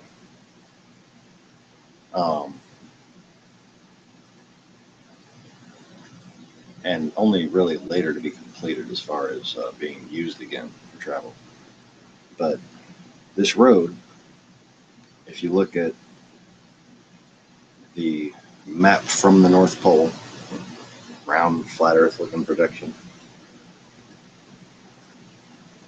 it was a line around the Horde. It was a line around what later became the Soviet Union. And you can find monasteries to this day all along that road. And in the most secluded and preserved of places, they still wear orange robes. Very Greek, Roman looking robes that are orange. Very Greek, Roman looking sandals and boots. Very Greek, Roman looking ties around those sandals and boots. What's more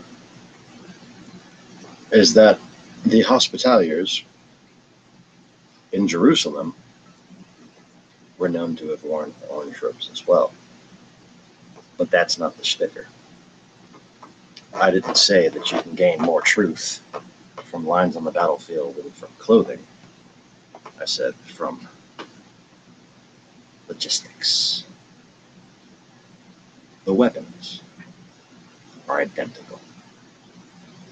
The weapons that the hospitaliers used in Jerusalem are identical, can be traced, can be observed to this day as having been identical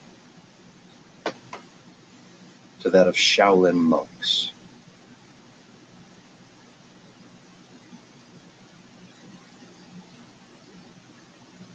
Now you see this face I make? It's my face. It's quintessentially my face. It's just that Sean expression.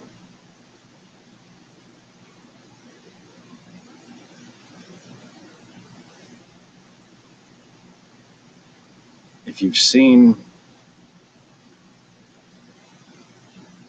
the cute little video of the Shaolin monk versus MMA fighter, not the one where it's that fake Shaolin guy.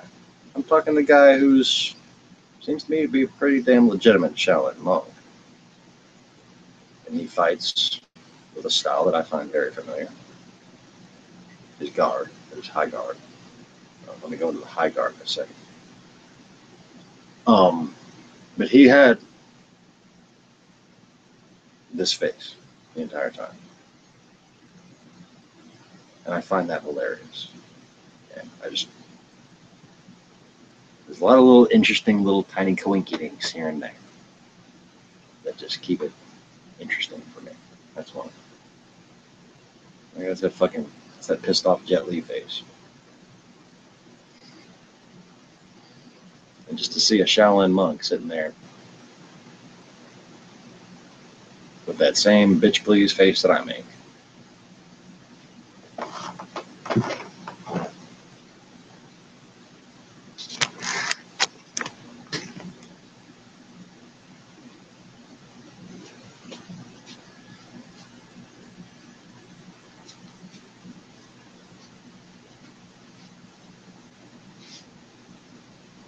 When the opponent kicked, he just harnessed chi and struck whatever it was that was coming at him.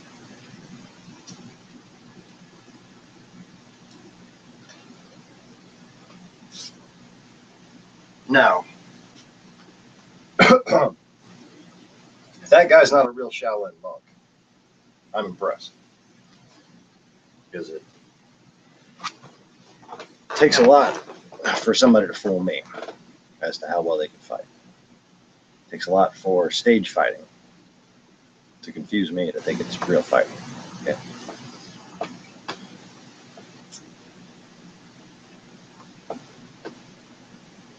But this technique he used, it's about two things. And they both have to do with exactly how I teach fighting. Okay? For one, is to give yourself time to warm up. Okay? Always try to outlast the enemy, first and foremost. And understand that as a veteran combat engineer, okay, as a veteran fighter, and that's why I trained as veteran fighters, that guy, your opponent, is more than likely going to have twice as much adrenaline as you going into that fight. And if you don't have that in mind, you might get your ass beat by somebody a whole lot less skilled than you. It happens all the time.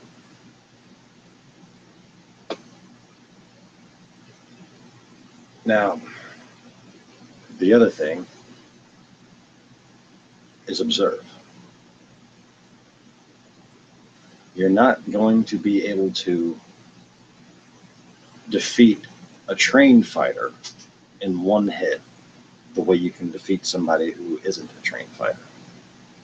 Okay, like let me just put my shit on the table right quick. Most belted, titled MMA fighters could whoop my ass. Okay, I could never endure what they can endure. I'm a cripple who's out of shape. Okay, I'm big, I got long reach, and I'm probably faster than a lot of them. The lot of them. But it's not going to fucking help me a bit. Okay, you're talking about guys who just fucking toss people for fun, and they do it every day, and they're practiced, and they're good at it. Okay, and in that case, my adrenaline would wind up going before theirs would, because they'd see me and they wouldn't even be intimidated by me, and I would have to use my disadvantages as an advantage to defeat somebody who's a professional MMA fighter. Now, if I wasn't crippled, if I could, walk for a week at a time, for instance, I'd probably have my own studio by now. Okay?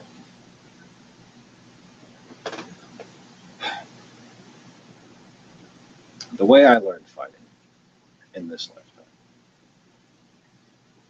not just training from a young age, I had to fight for my life. And there's a distinct difference between a combat veteran and a sport fighter. I am a combat veteran. I have fought for my life. The times I have fought, I was doing it so I could fucking continue to live. Okay? And, you know, there's been other times I've fought besides that. But all of them were highly subdued, easy to control situations. And I felt completely unthreatened. And had no reason to feel threatened because I've fucking fought for my life. Okay? I have stood against a crowd of 30 people and never fallen. They took my fucking skateboard from me and were beating me in the back with it. I never even took a fucking knee. Okay? Kaepernick can kiss my... Wait. Sorry. I got the phrase took a knee and I got triggered. I got triggered. I said Kaepernick.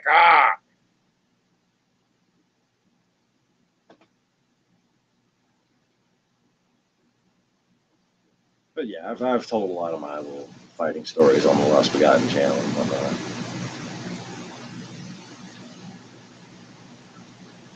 But there's been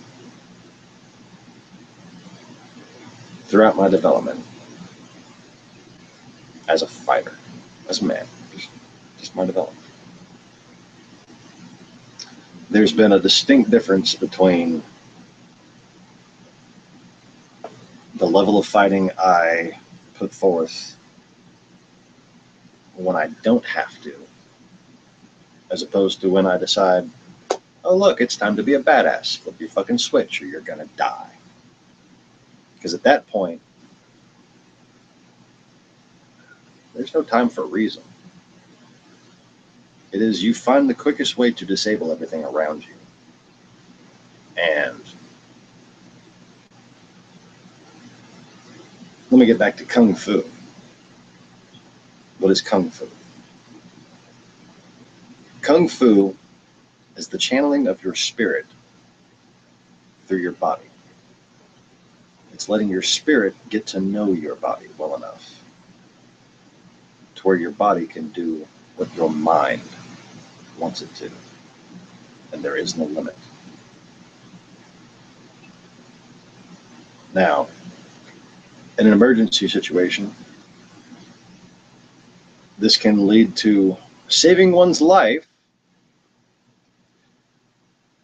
but often at the price of great personal injury.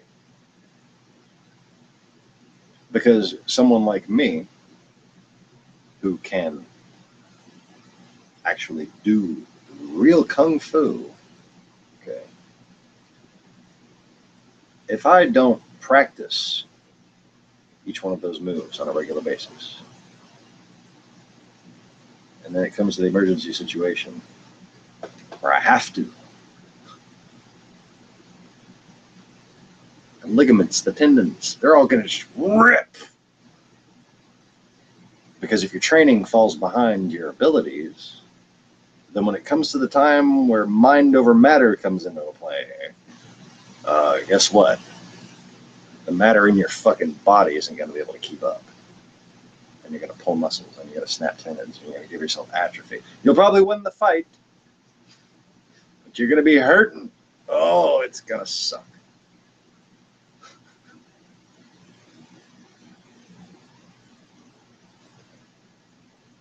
Now, what passes today is Kung Fu.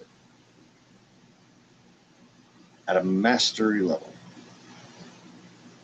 is still only introductory Kung Fu on an ancient level. Okay?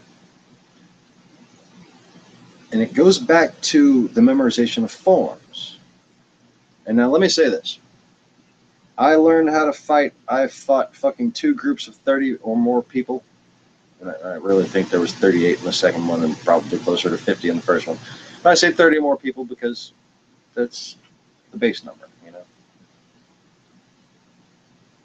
And I completely developed my own fighting style after getting jumped by the first group of 50 fucking people. Locking myself in the little apartment that we lived in the 5th Ward in Houston, in Kempwood Village, you know, where the ghetto boys are from, in 1991.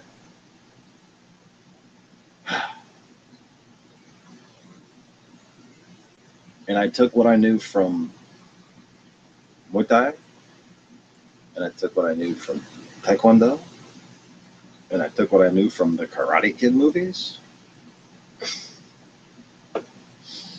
and from a whole lot of Chuck Norris, and I developed my own style. And in that development, I came to a lot of similar conclusions that Bruce Lee did. But I never saw a Bruce Lee movie until I was probably 17 years old. All I had seen was a little clip of him going like that. Oh, if I can go like this, I know Kung Fu.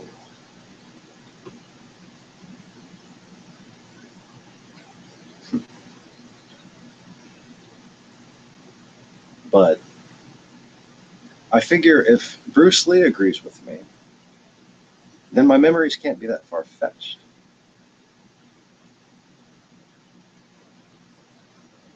Now you see,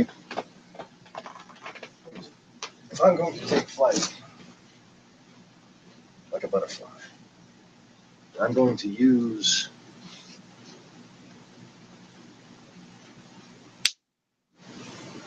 the wings of my body, the outer circumference of my body, to spin and add force to every movement.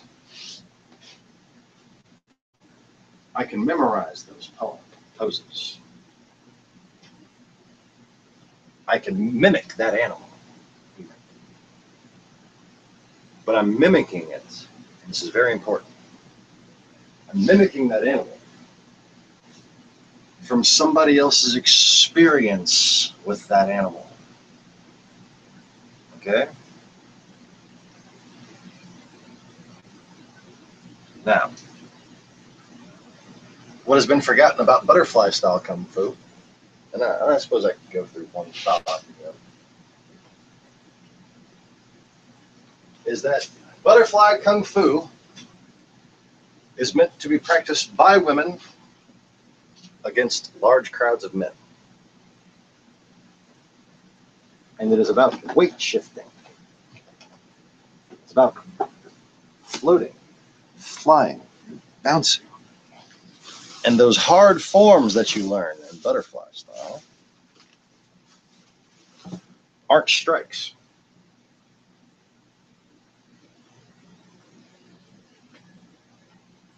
Well, they are and they aren't. What they're designed to do is be as the butterfly's wings. And the enemy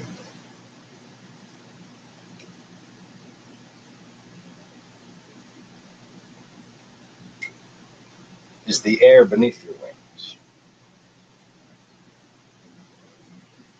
So the objective of a woman learning butterfly style Kung Fu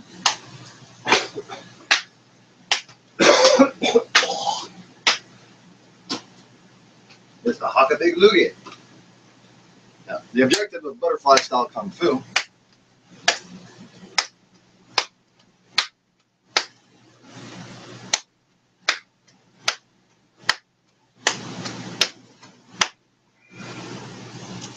is to maintain elevation in a crowd.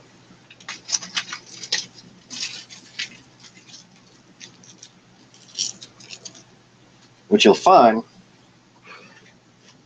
is that to defeat a crowd of people, you must learn to walk on that crowd of people. You must learn to flip on that crowd of people. You must learn to do cartwheels on that crowd of people while kicking the shit out of that crowd of people. And Butterfly style Kung Fu teaches exactly that. Because every movement can be used to enhance elevation and momentum. Now, the man's version, or the unisex version, would be respectively crane style and monkey style. These are styles of fighting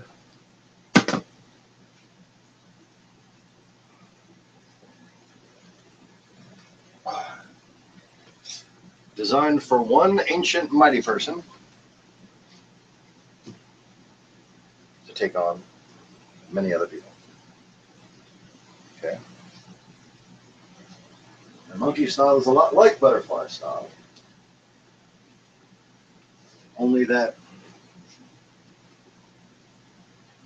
instead of wings in the air, it's the limbs of a monkey, and the people become the trees, and occasionally you have to smash a coconut.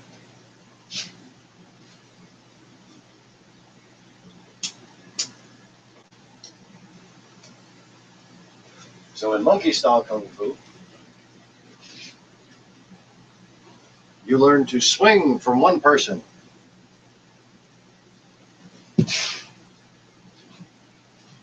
and use that momentum to hit the next person. And then use that momentum to bounce off the other way and hit the next person.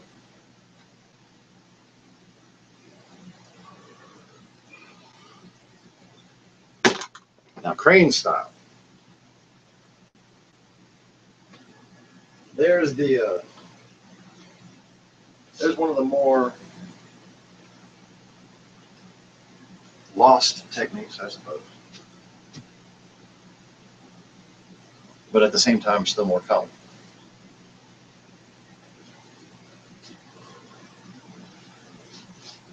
Anybody can learn to do all the little fucking silly ass crane moves, right? But what they don't teach you is the wing moves. Okay? And why flapping your wings might actually help you in a fight. Now, see, if I start out to someone and I land a kick in their face, obviously that's going to do some damage.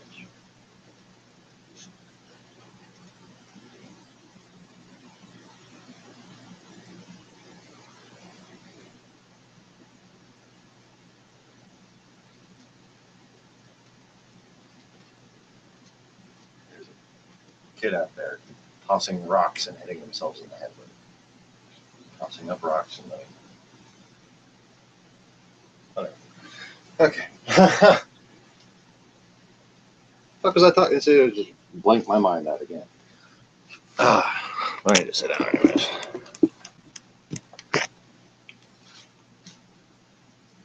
Studied judo. Judo's cute. You can learn a lot about how not to hurt your back like mine if you use judo. If you get taught judo. I mean, judo's one of those things that, like, I don't think they should go past a green belt. Sorry. It's just not a complete art. It's kind of like Aikido. Aikido's fucking like all these different little things that came out, and like suddenly everybody's got to know what they are, and like all these different bullshitters claim to know it, and like you can go and pay a bunch of money to learn it. They're all fucking useless. I mean, I watch these people from Aikido masters to Krav Maga and whatever the fuck. And I'm just thinking, You're teaching people how to get themselves fucking killed. That's all you're doing. You're going to give them too much confidence, and they're going to get their asses handed to them while they're sitting there trying to struggle for a wrist grip. Okay? Now, let me just handle that right there.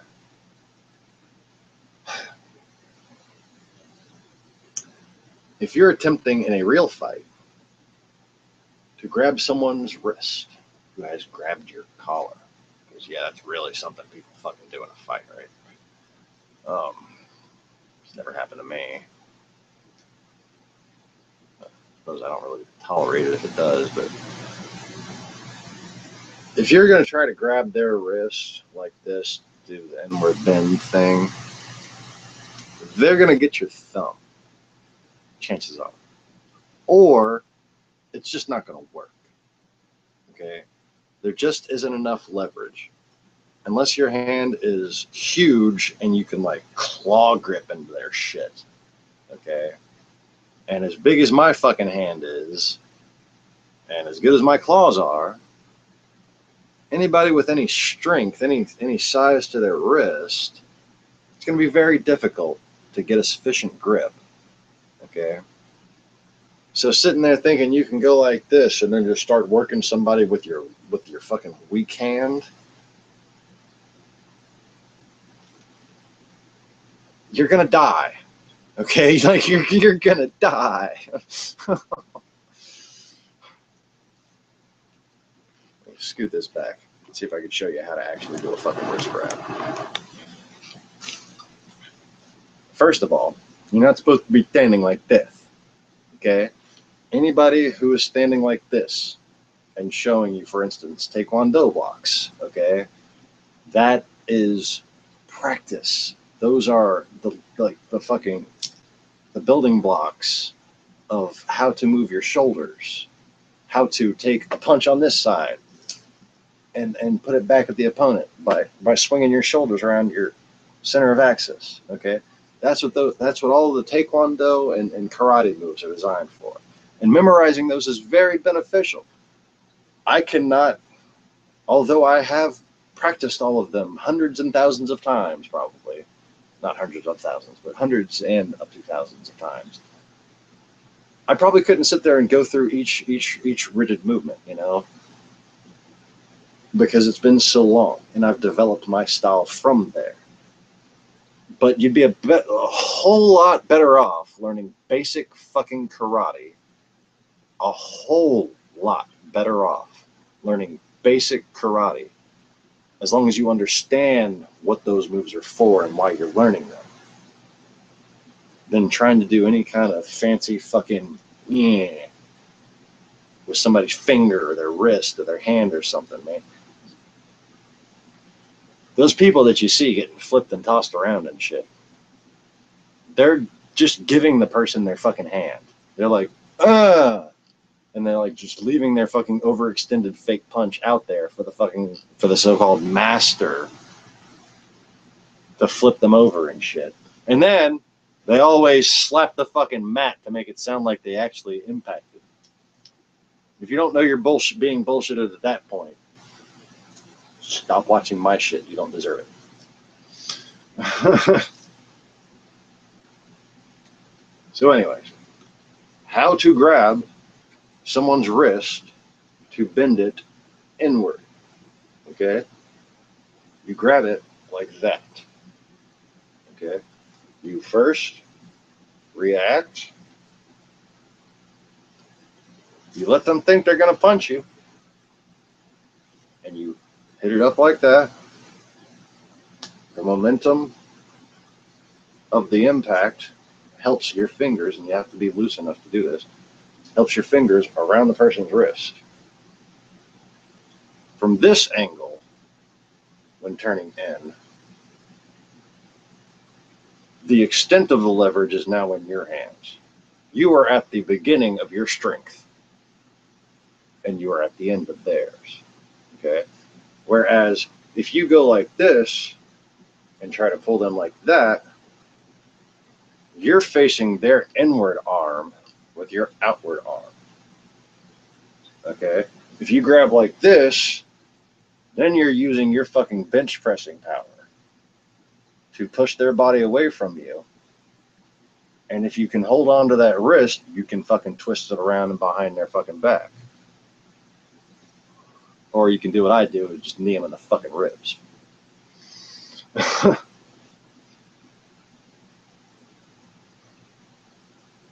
Yeah, I don't know if you can tell by my usual stretches, but I like to knee.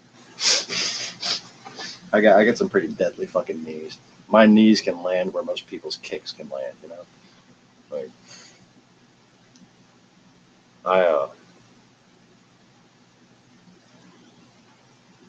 I used to only think of my hands for blocking. It used to be all about the feet, man. All about the feet.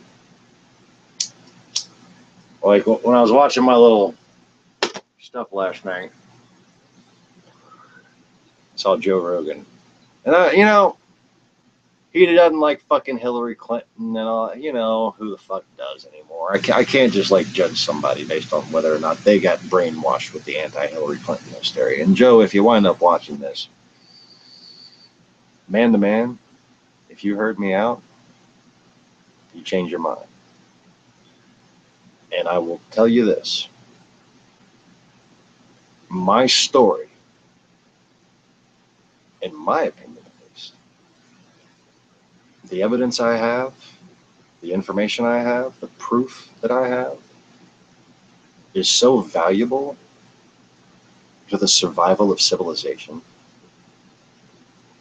that I will fight you just to hear me out. And I'm pretty sure Joe Rogan kicked my ass too.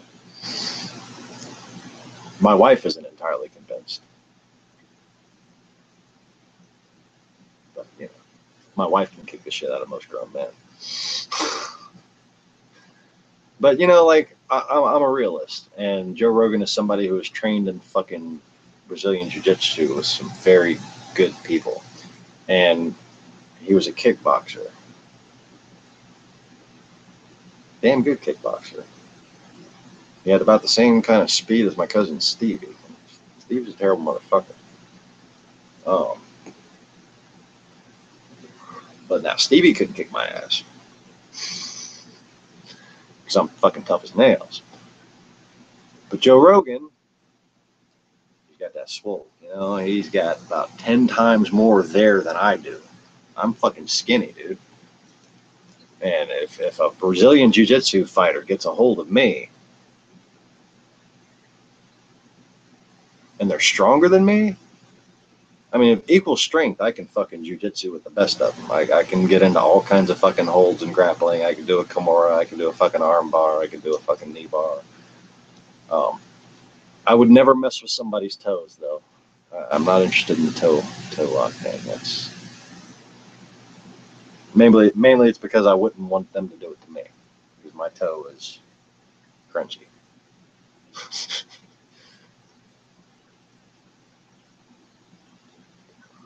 But if it took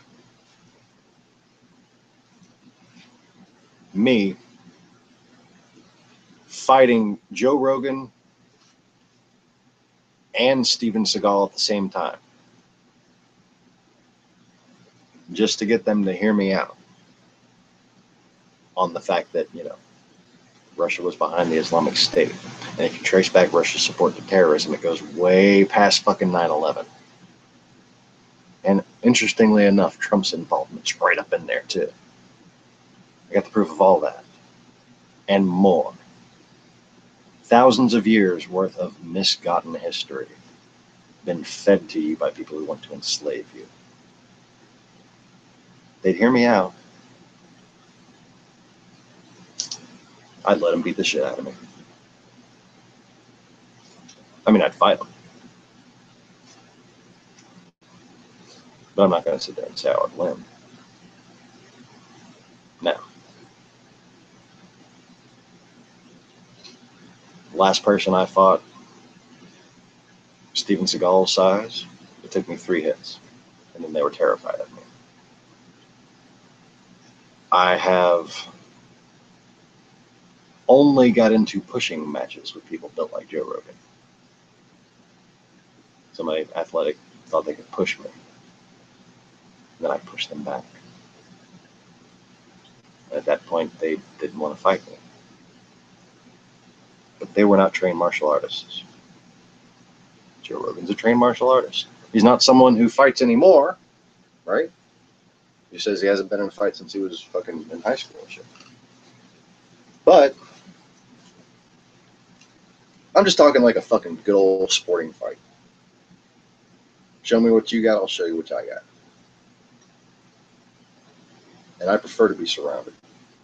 So take that what you will. That's not overconfidence, that's my comfort zone. When I have to fight one person, I have empathy, I have a conscience. I don't like to fucking hurt people. Okay? But if I'm surrounded, that's done talking, you know? That voice is like, I'm just going to let you do you, boo. Like, I got my shirt set up. Think it's not illegal yet. I'm going to go wear that to church one day.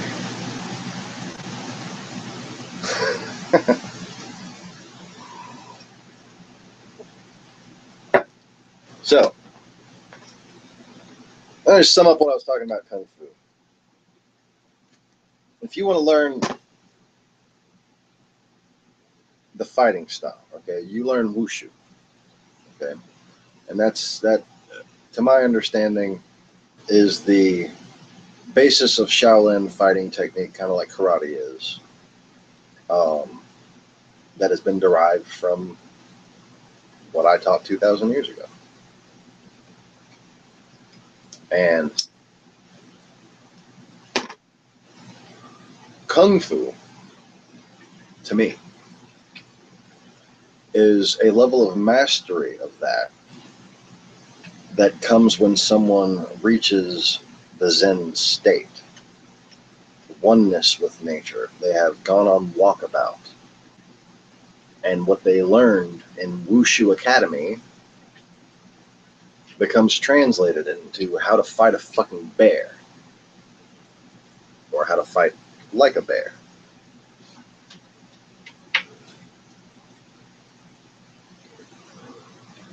In order to fight a bear, you have to see an animal that defeated a bear and mimic that animal. In order to fight like a bear, you have to see a bear fighting another bear.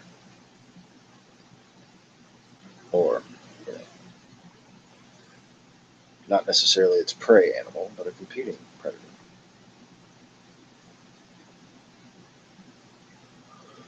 And while you can go, and to this day, achieve Kung Fu mastery by learning the animal forms,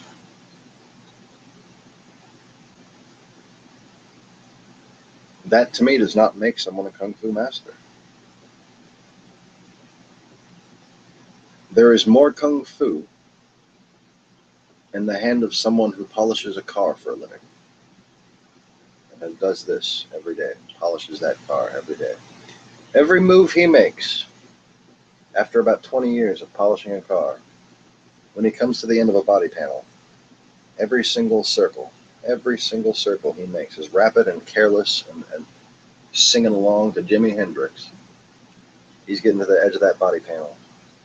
Every circle he makes is right along the end of it. And not a single stroke goes over to the next body panel. Because he has Kung Fu. More Kung Fu than someone who set out to learn Kung Fu. Kung Fu is, to me, again, just to me, I'm not trying to speak for anybody else's here. I'm trying to give my input, and if somebody thinks they can learn from it, that's fine. If you want to argue with me, kiss my ass, okay? I'm just not interested in the fucking opinions of humans. Just not. Sorry. I have other ancient deities to talk to, many of whom are in the flesh this day.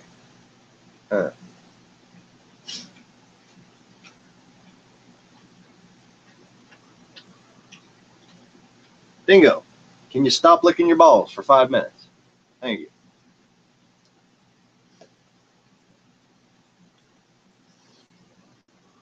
To me, real Kung Fu comes from your walk in life. Okay, so to be a Kung Fu warrior means that you have walked a path of war in your life. To be a Kung Fu fighter means that throughout your life, fate has determined that you should fight.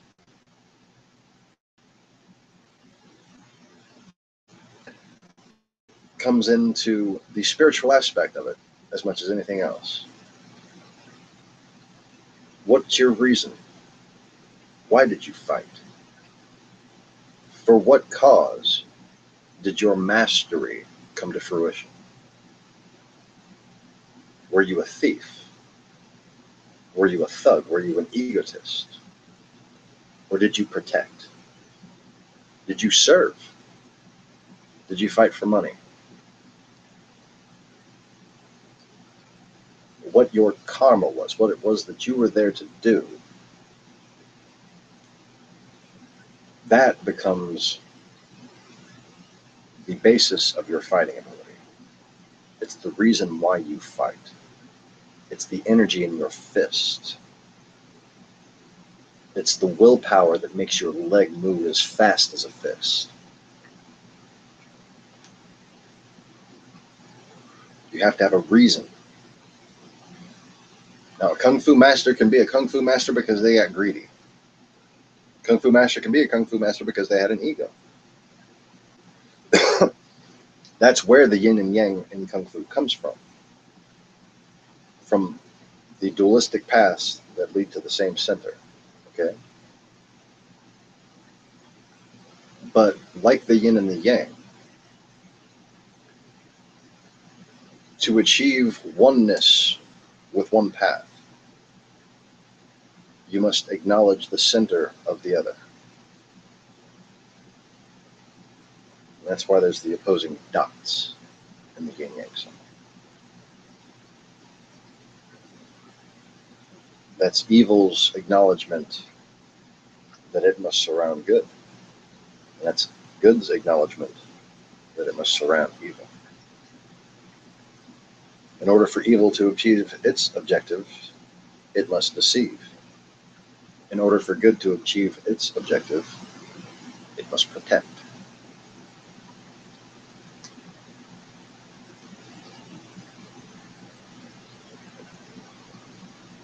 Now, the desire to protect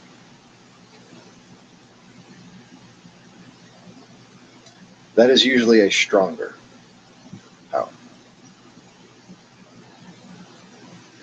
That's tied in with nature.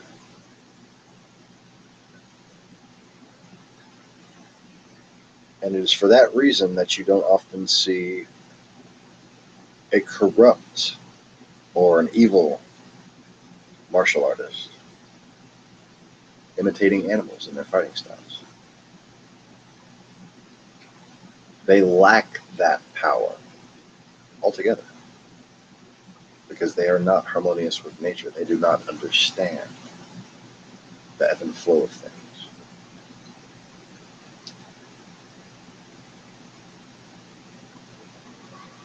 And one can fight for pride and become very skilled. And they could motivate every punch they throw off of the sheer desire not to lose.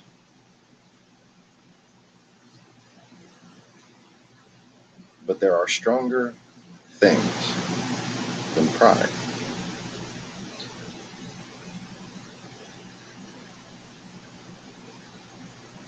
My desire to protect someone I love is stronger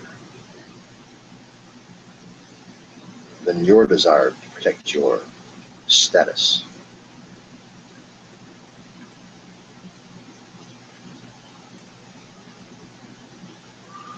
And now, if I combine your intentions, and I throw them back at you. In addition to the power that I have in wanting to protect, I then take pride in my protectiveness.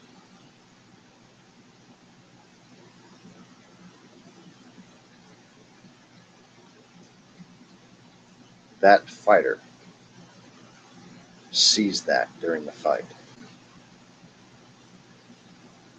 and it is their mind that weakens before their body.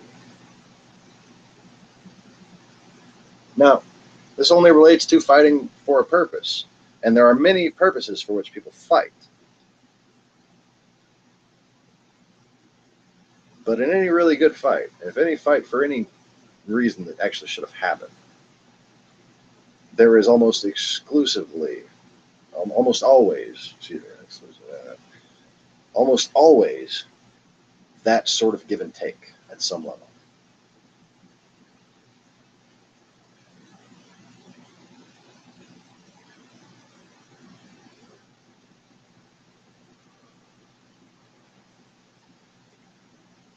A good guy seldomly loses a fight to a bad guy without asking God why he forsook them.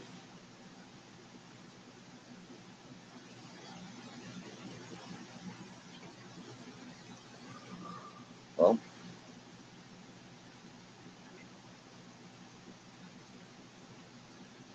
if your motivation was stronger, if your reason was stronger, then it should be obvious to you what the problem was. Either they're physically just too strong for you to move, or you lack training, you lack skill, you lack the connection between your spirit and your body that can let your instincts guide your actions.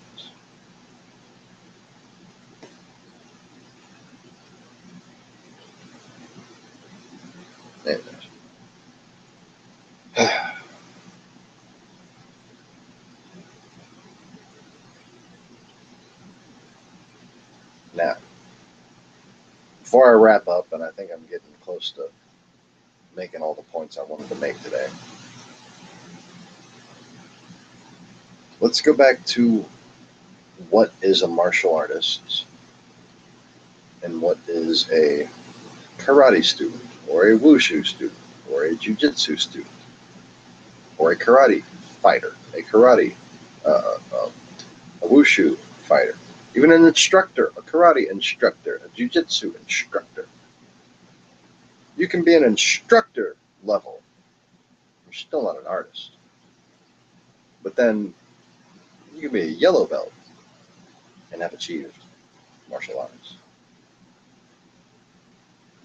When it comes to the art of fighting,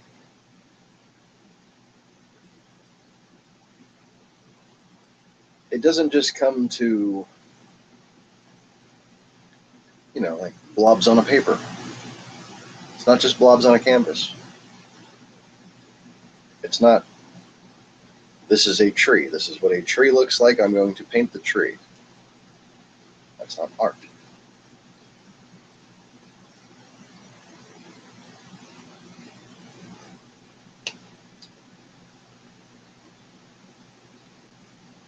The Gracie brothers. That's art. The Shamrock brothers. Similar fighting technique in some ways. But the art is totally different. The art is based on their personality.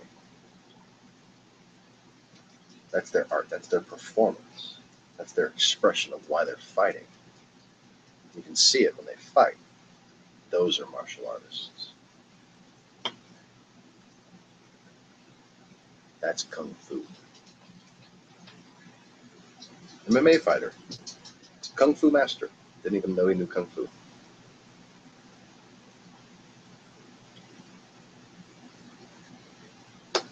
But fucking Kim Shamrock and what's the younger brother's name?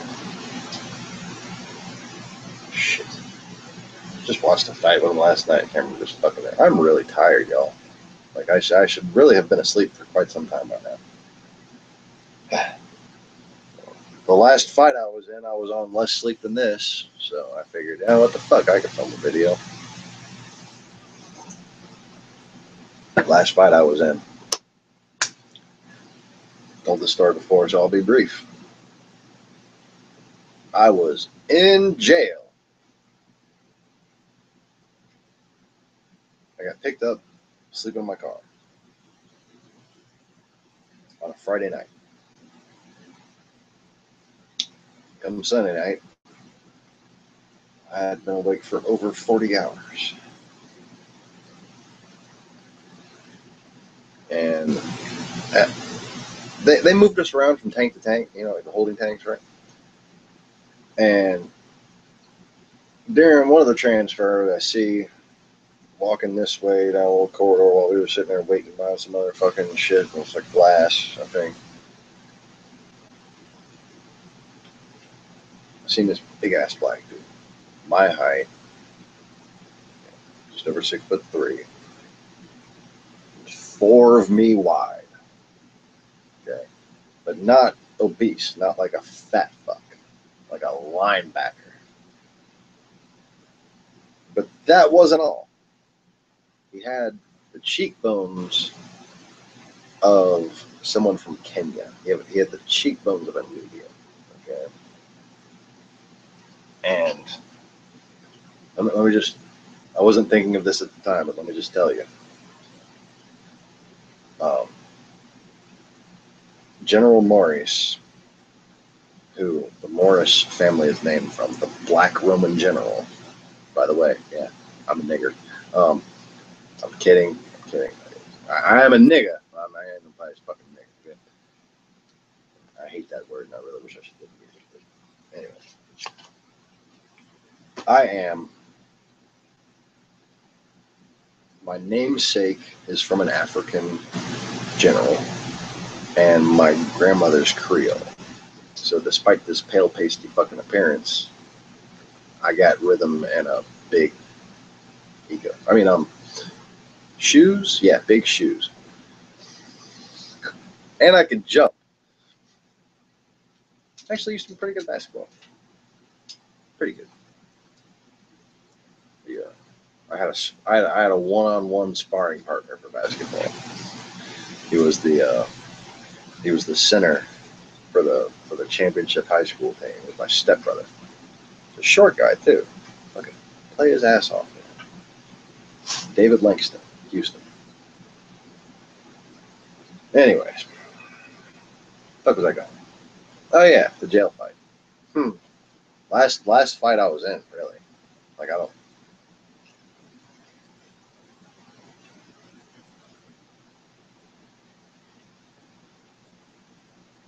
Oh yeah, the last real fight I was in. The last one where I felt like I was in a fight. You know. Anyway, so it wound up being big Kenyan looking motherfucker, sitting right over there. Well, I finally got myself a half of a rack, a quarter of a rack, and fucking sit like this and fucking get some sleep on. Okay. You know, bunk beds. Right.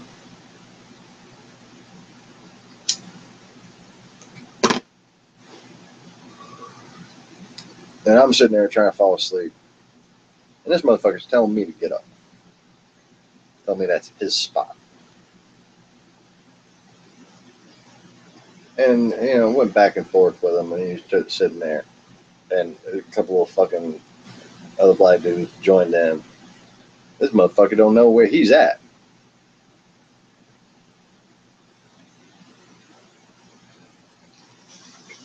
So I leaned up. Said, no.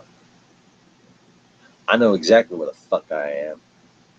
And I know exactly where the fuck I've been. And what you don't fucking know is who you're fucking dealing with. And you don't want to find out. Now, you gonna fucking do something? Hurry up and fucking do it. Because I'm trying to get to goddamn sleep.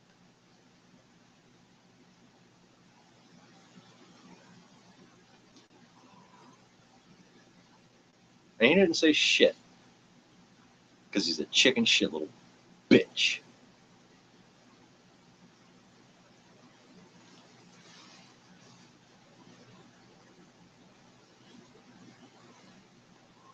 After I fell asleep, I don't know how long I slept. I have no idea. Could have been fucking 5 seconds. Could have been 5 minutes. This 400-pound motherfucker stomped on my face 2 times, 3 times. 4th time, I'm starting to come to. 4th time lands. I'm awake. 5th time, caught that motherfucker like this. Twisted his fucking ankle. Got him off balance. Couldn't even start to sit up before somebody starts pulling me right here. And then motherfucker starts punching me from this side. 2 other motherfuckers have joined in. Okay? Black dude's coming back. The big Kenya motherfucker. He's got his balance back. He's standing. He's leaning down towards me. Starting to. I'm like, oh, I got to deal with this motherfucker. Y'all ain't shit. I swung off of this guy. Cracked the motherfucker right here in his chin. Like that. He went like this and slid up against that fucking wall. Okay? Then, bracing with this hand on the bunk bed, pulling myself forward to the black guy, to the big fucking Kenya motherfucker. As he was coming down to put his hands to grab me like that, I guess somebody would have grabbed me by the shirt once. Oh, they didn't get fucking chance. Left hook. Right in his fucking face.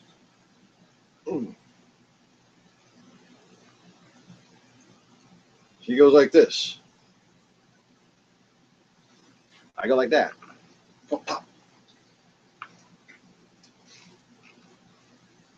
Right in his fucking point right there. Now, stop doing that. It hurts. Ooh, time to feed the rotor. Ow.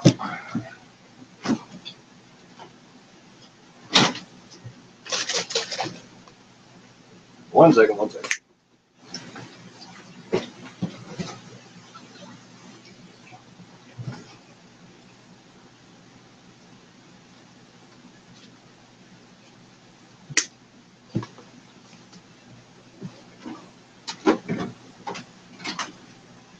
And of course,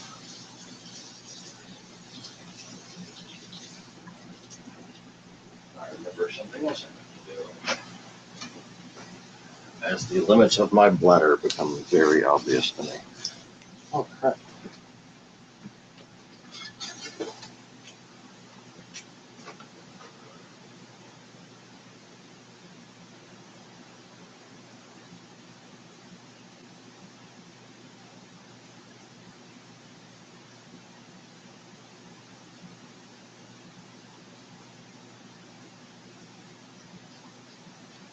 And that fucking anemone's dead. Damn it.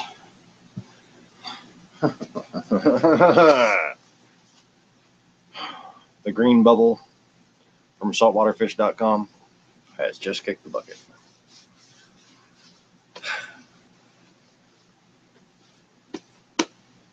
Anyway.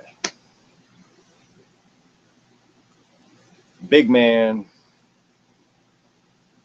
took a step back, allowing me to crane kung fu back to my feet from a stance, flinging out leg, then arms, then rising up. Okay. And then in that position, I was going to go for that motherfucker, man. I was gonna fucking right hand him like he'd never fucking forget. Okay. And I knew he wouldn't be able to block it or dodge it. I was in my full fucking accelerated state. And I could tell how much faster I was than he was. And at that moment, fucking the guard, glasses and dreadlocks, he was kind of a bigger black guy. All right, not as big as this motherfucker, he was pretty big. But was fatter, you know. Slammed open that fucking holding tank door. Slammed open. Pow! And as it slammed, he yells, "Stop!"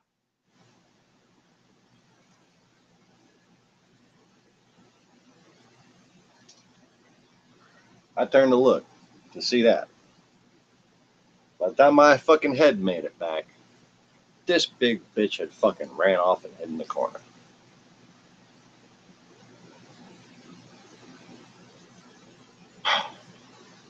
I was pissed, dude. I didn't plan on stopping. What can I say? Sometimes don't like to follow instructions.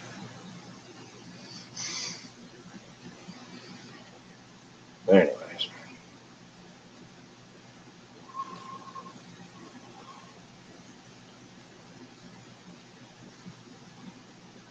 So that's the last fight I was in. And being a cripple didn't seem to hurt there. And that was the one motherfucker I picked out. When I saw his cheekbones, when I saw how fucking big he was, I was like, alright, I'll be alright just as long as I don't get in a fight with that motherfucker.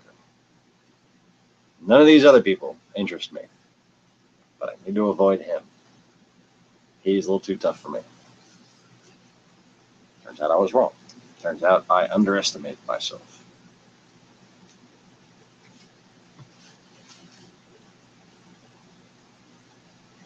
Turns out they didn't realize where I was from.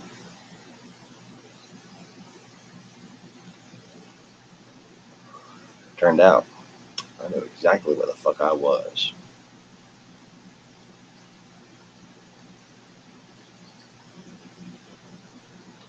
Next time I went to jail, yes, there's more. I avoided getting in an actual fight. Just barely. See, I thought I was really cool this time. I had snuck some fucking cigarettes in. I had 2 under my shoe. Right by my fucking toes, you know, 2 fucking cigarettes right under there. I did that shit in the back of the cop car in cuffs, son. Yeah. Kung Fu. But I made the mistake of asking publicly if anybody had a lighter. Not Kung Fu. Boy, them boys were fucking surrounding me trying to get my fucking cigarette. I said, oh, hell no. There's only about 20 of y'all. This shit ain't going down. I'll murder everybody in this bitch. But, unlike the previous $48,000 bail, I was being held on. And no, I won't tell you what for. None of your fucking business.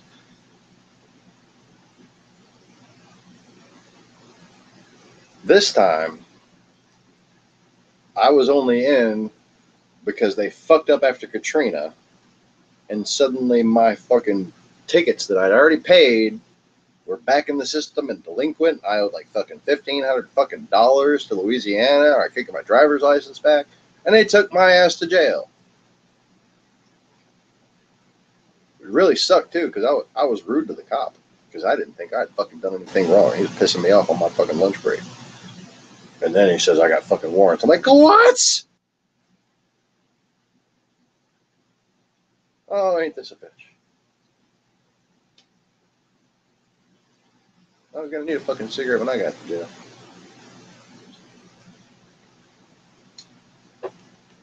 These motherfuckers here. I almost attacked them. But I'm like, This scenery is looking too familiar at this point. It had only been 2 years.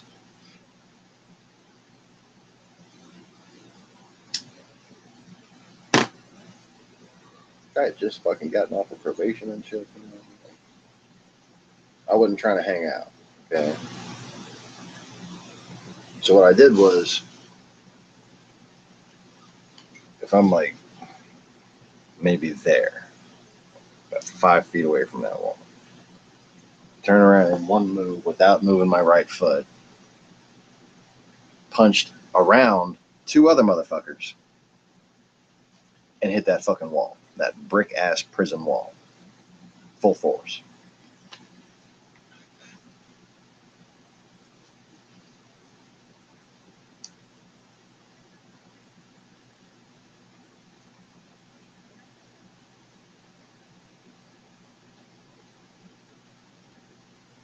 This is not the knuckle of a fake martial artist. And that is not a scar from that one impact. That is decades of training that has now healed, because I don't really train like that anymore. And it has permanently pushed my knuckle skin back.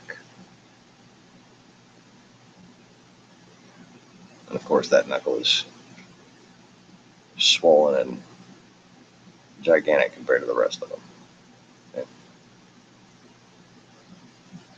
On this hand, not so much, because that's not my power striking hand.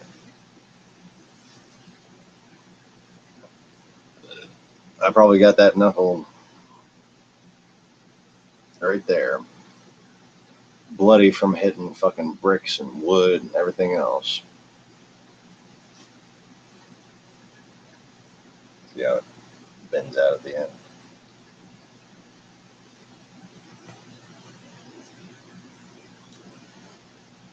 Probably bled right there 1,000 times, you know, at least 500 fucking times.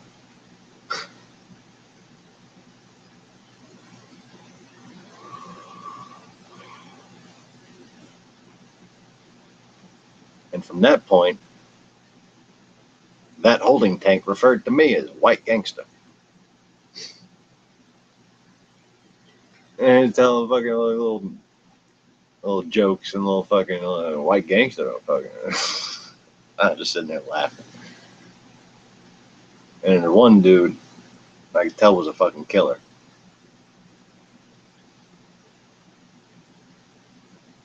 He saw that I broke my hand. Yeah, I did. Not my hand, actually.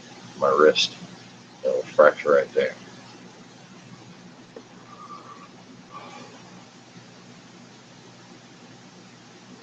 So yeah, I see you broke your hand right there, huh? All that shit and you don't hurt yourself, huh? But I still call you white gangster. I was like, thank you, baby. I appreciate that. You know, you got to do what you got to do.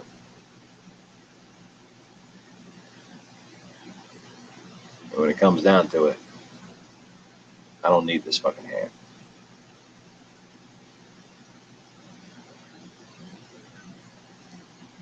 Or this one.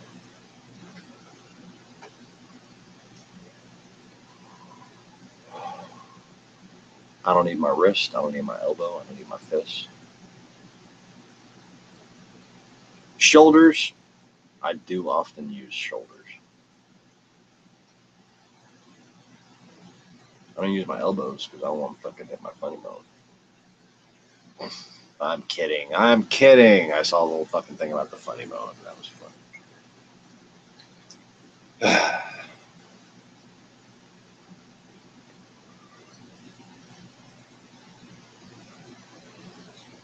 I've practiced forward thrown elbows. I've never used one in a fight.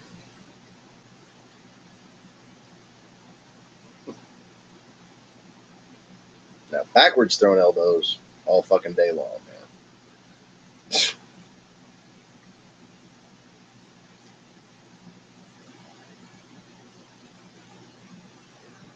Something about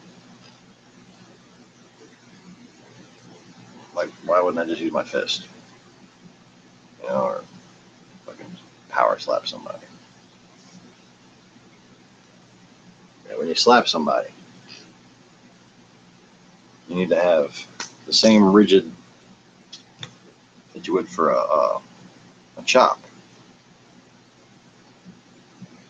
You direct it in with these fingers. Somebody right there with that. Break the fucking jaw.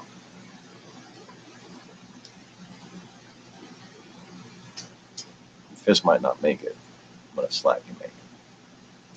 If you put the focus of the slap energy off of that surface and onto that surface, sting a little worse.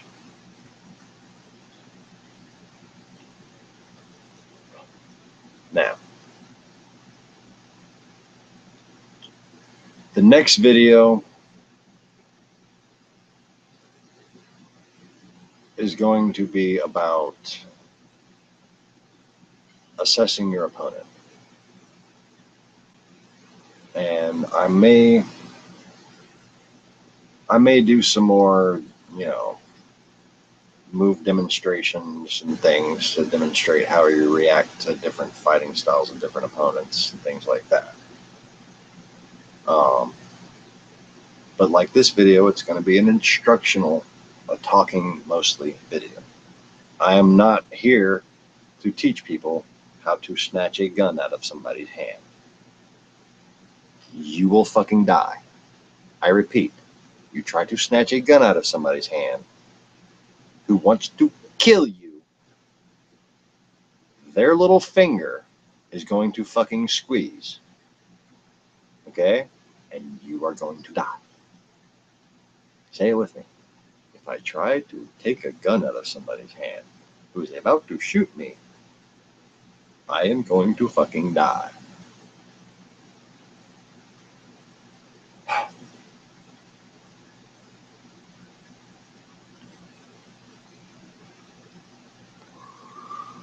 Now, there's a lot of what ifs going through a lot of men's heads when they hear that, I'm sure. But that next video I'm going to make on this subject, on this hashtag, man, Northern style. Opa Northern style. Fire, fire, shoot, fire. Yes, I only know the Kim Jong-un one. That's the only one I know, the Kim Jong style. Opa Gangnam style. That's a funny video and everything, but the Kim Jong style is just so brilliant, hilarious. Anyways, but yes, the next video is going to be filming, talking about how to appraise and react to an opponent in order to control the situation by amplifying your strengths and their weaknesses. You have to know these things. You have to know your strengths first and foremost, or else you need to fucking run the other direction. Not fight.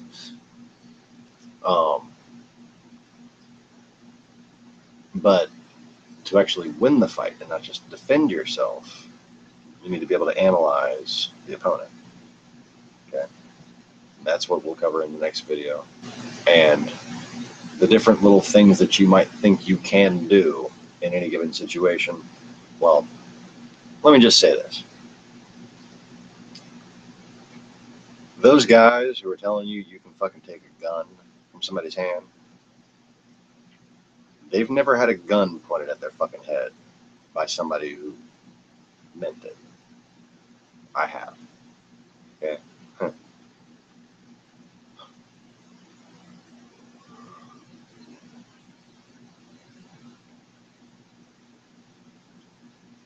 I've been through the situations that people train for in real life. So I know what's going to work, what isn't going to work. You know how I know? I know what's going to work? Because I'm still alive. And if I didn't fucking know, I'd have been killed a long time ago.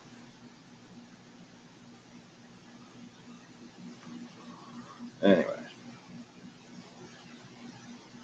So that's going to be all for this broadcast. I do thank everyone for joining and chatting and hanging out and watching and whatnot. Please click the like button and subscribe to the Lost Begotten channel if you haven't already. If you are a subscriber, make sure you check your subscription over there and here, because subscriptions just disappear from there. I don't really know about here. I haven't tracked it, but the fuckery does not want you to know what I teach. That alone gives a lot of credence to what I teach when you realize how real this fuckery is, too. But anyways, thanks for joining me, everybody. Y'all take it easy, but don't take it all.